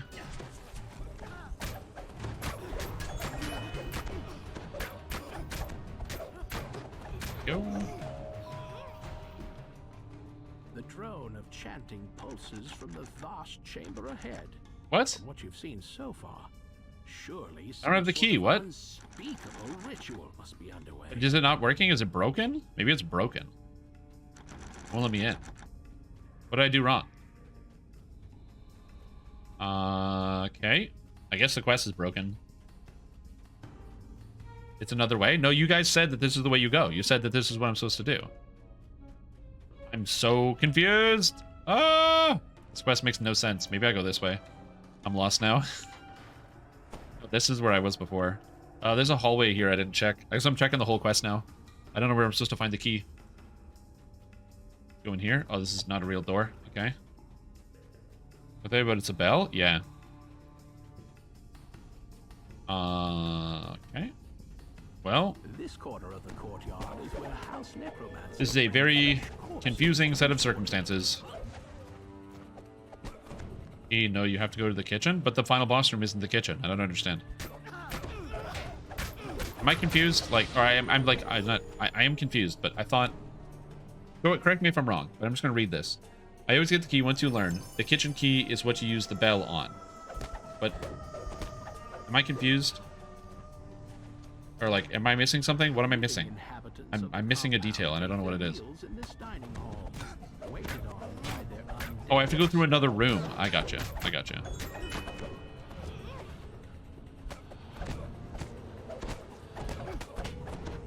Okay. I'll just randomly find and walk around until I eventually get there.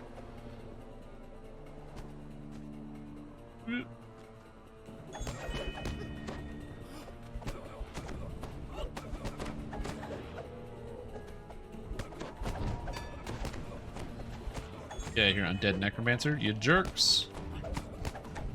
Oh man, solo fighter life. In 4 hours, I'm going to earn not even 800% XP. This is going to take a very long time to do. And the clatter of dishes suggests Sorry, 800,000 experience points. Death is all around you.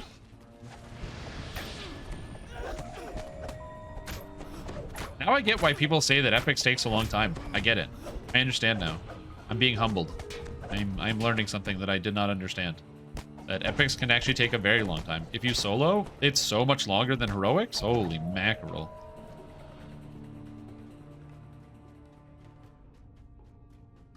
Okay. We go to the Mother Matron Chambers. Okey-doke. Sounds good.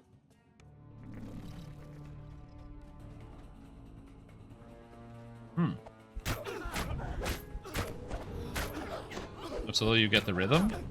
Yeah. Go here. Echoes down the corridor. Okay. What is this? You hear voices below, plotting treachery against the matron mother of Eventually, I will find my way to this ritual chamber. This doesn't look like the end, though. I swear to you, everything is going according to plan. It had better be. If my mother suspects anything, death would be a Looks like mercy. somebody's doing some secretive stuff. No mistakes. Oh, I guess I can blow this up. My mother Except I suspects can't us blow this up. already. Am I out of Now tokens? go, No, I have more. before someone sees us together. Weird. House matron Sheafsha Sin There's a matron does not here. seem to Hello. be surprised by your sudden Wait, we came to warn you your daughter and her apprentice plotting against you. beckons for you to speak with Indeed? Well, that's a different matter. What plot have they got themselves to do? They're plotting to kill you and raise you, and use your course to take control of the house. Traitor, she will pay for this. Deal with them. But for now, you will live. Sounds harsh, but fair. Okey-doke. Sounds good. Well, I don't think I am doing the right thing. She just slowly RP walking towards her daughter. I'm so confused. I've never seen this section of quest before. Where'd she go? Oh, she's just gone. All right.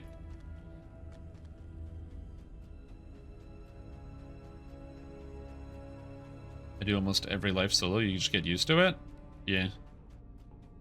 Oh, this is optional? Oh, that explains why I'm going. Why I can't find the right way. securely sealed. Perhaps there's some way to open it on the other Tarnish. side. Oh, is that that's the priestess? She's dead. That's the dead lady that am responsible for her death. I told her mom about this. I'm getting swarmed by blade masters. Okay. Oh God. The undead priestess. Okay. To dust. A hideous wail. Well, that's that.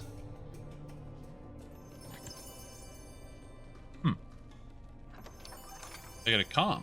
Cool. I'll take it. I guess I can destroy the room. Cauldron has been destroyed. Okay, so where the hell do I go now? I'm so lost. Okay, so I came in that way, so I will go this way now.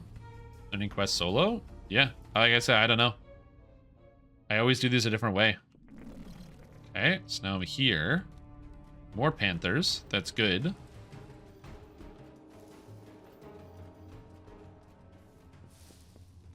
Ah, I know this room. This is the final boss room. Perfect. This is where I needed to be. Got it. Okay.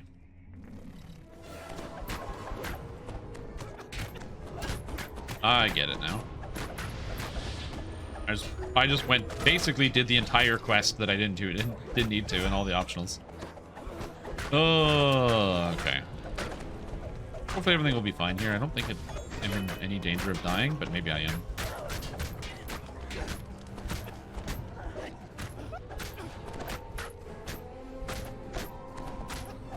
Okay.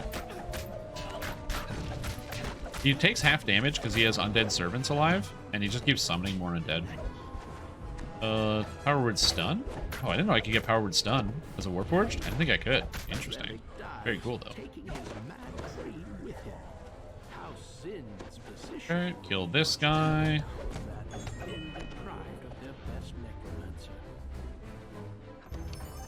And I got the staff of the necromancer. Hell yeah, let's go.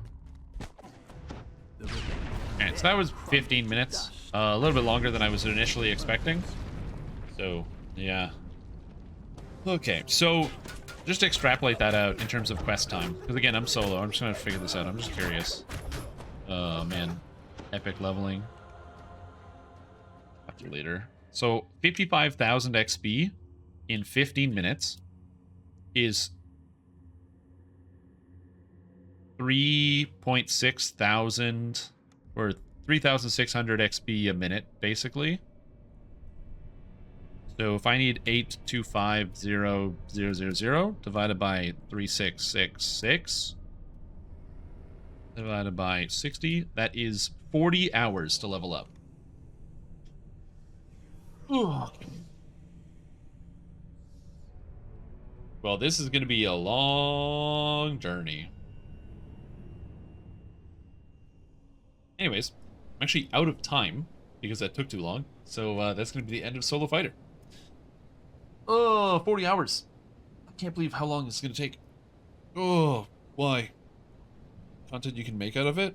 Yeah, sure. It's so much slower than I know it could be. Man, solo. Horrific. It's not going to be the end of Solo Fighter, just for now.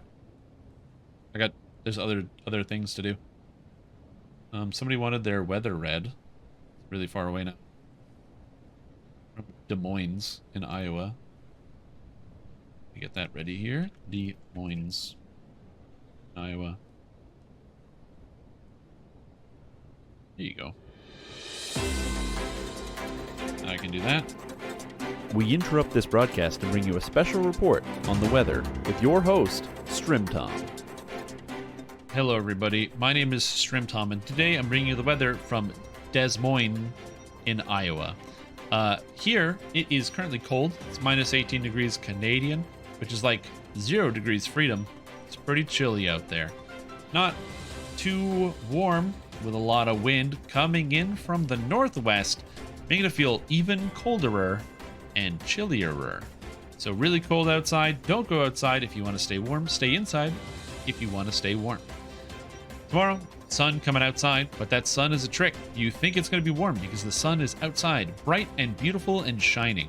But what you fail to realize is it means there's no clouds to keep in that warmth, keeping it cold all day long. And high humidity means that cold is going to seep right through your jacket, your boots, your gloves, your pants, and get right into your soul, chilling you down to the point of freezing.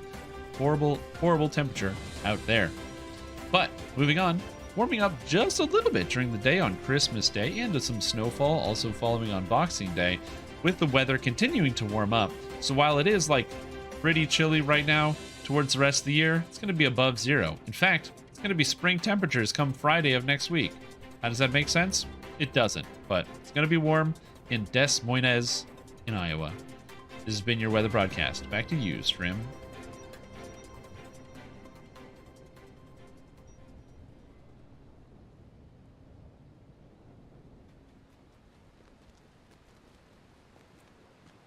Use stuff like Saga XP to shorten some parts. Yeah. Probably.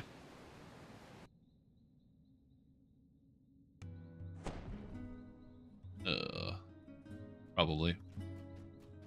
Almost there. Anyway, hey look, it's somebody who's level 27 on the Reaper leaderboard. They reincarnated. Very cool.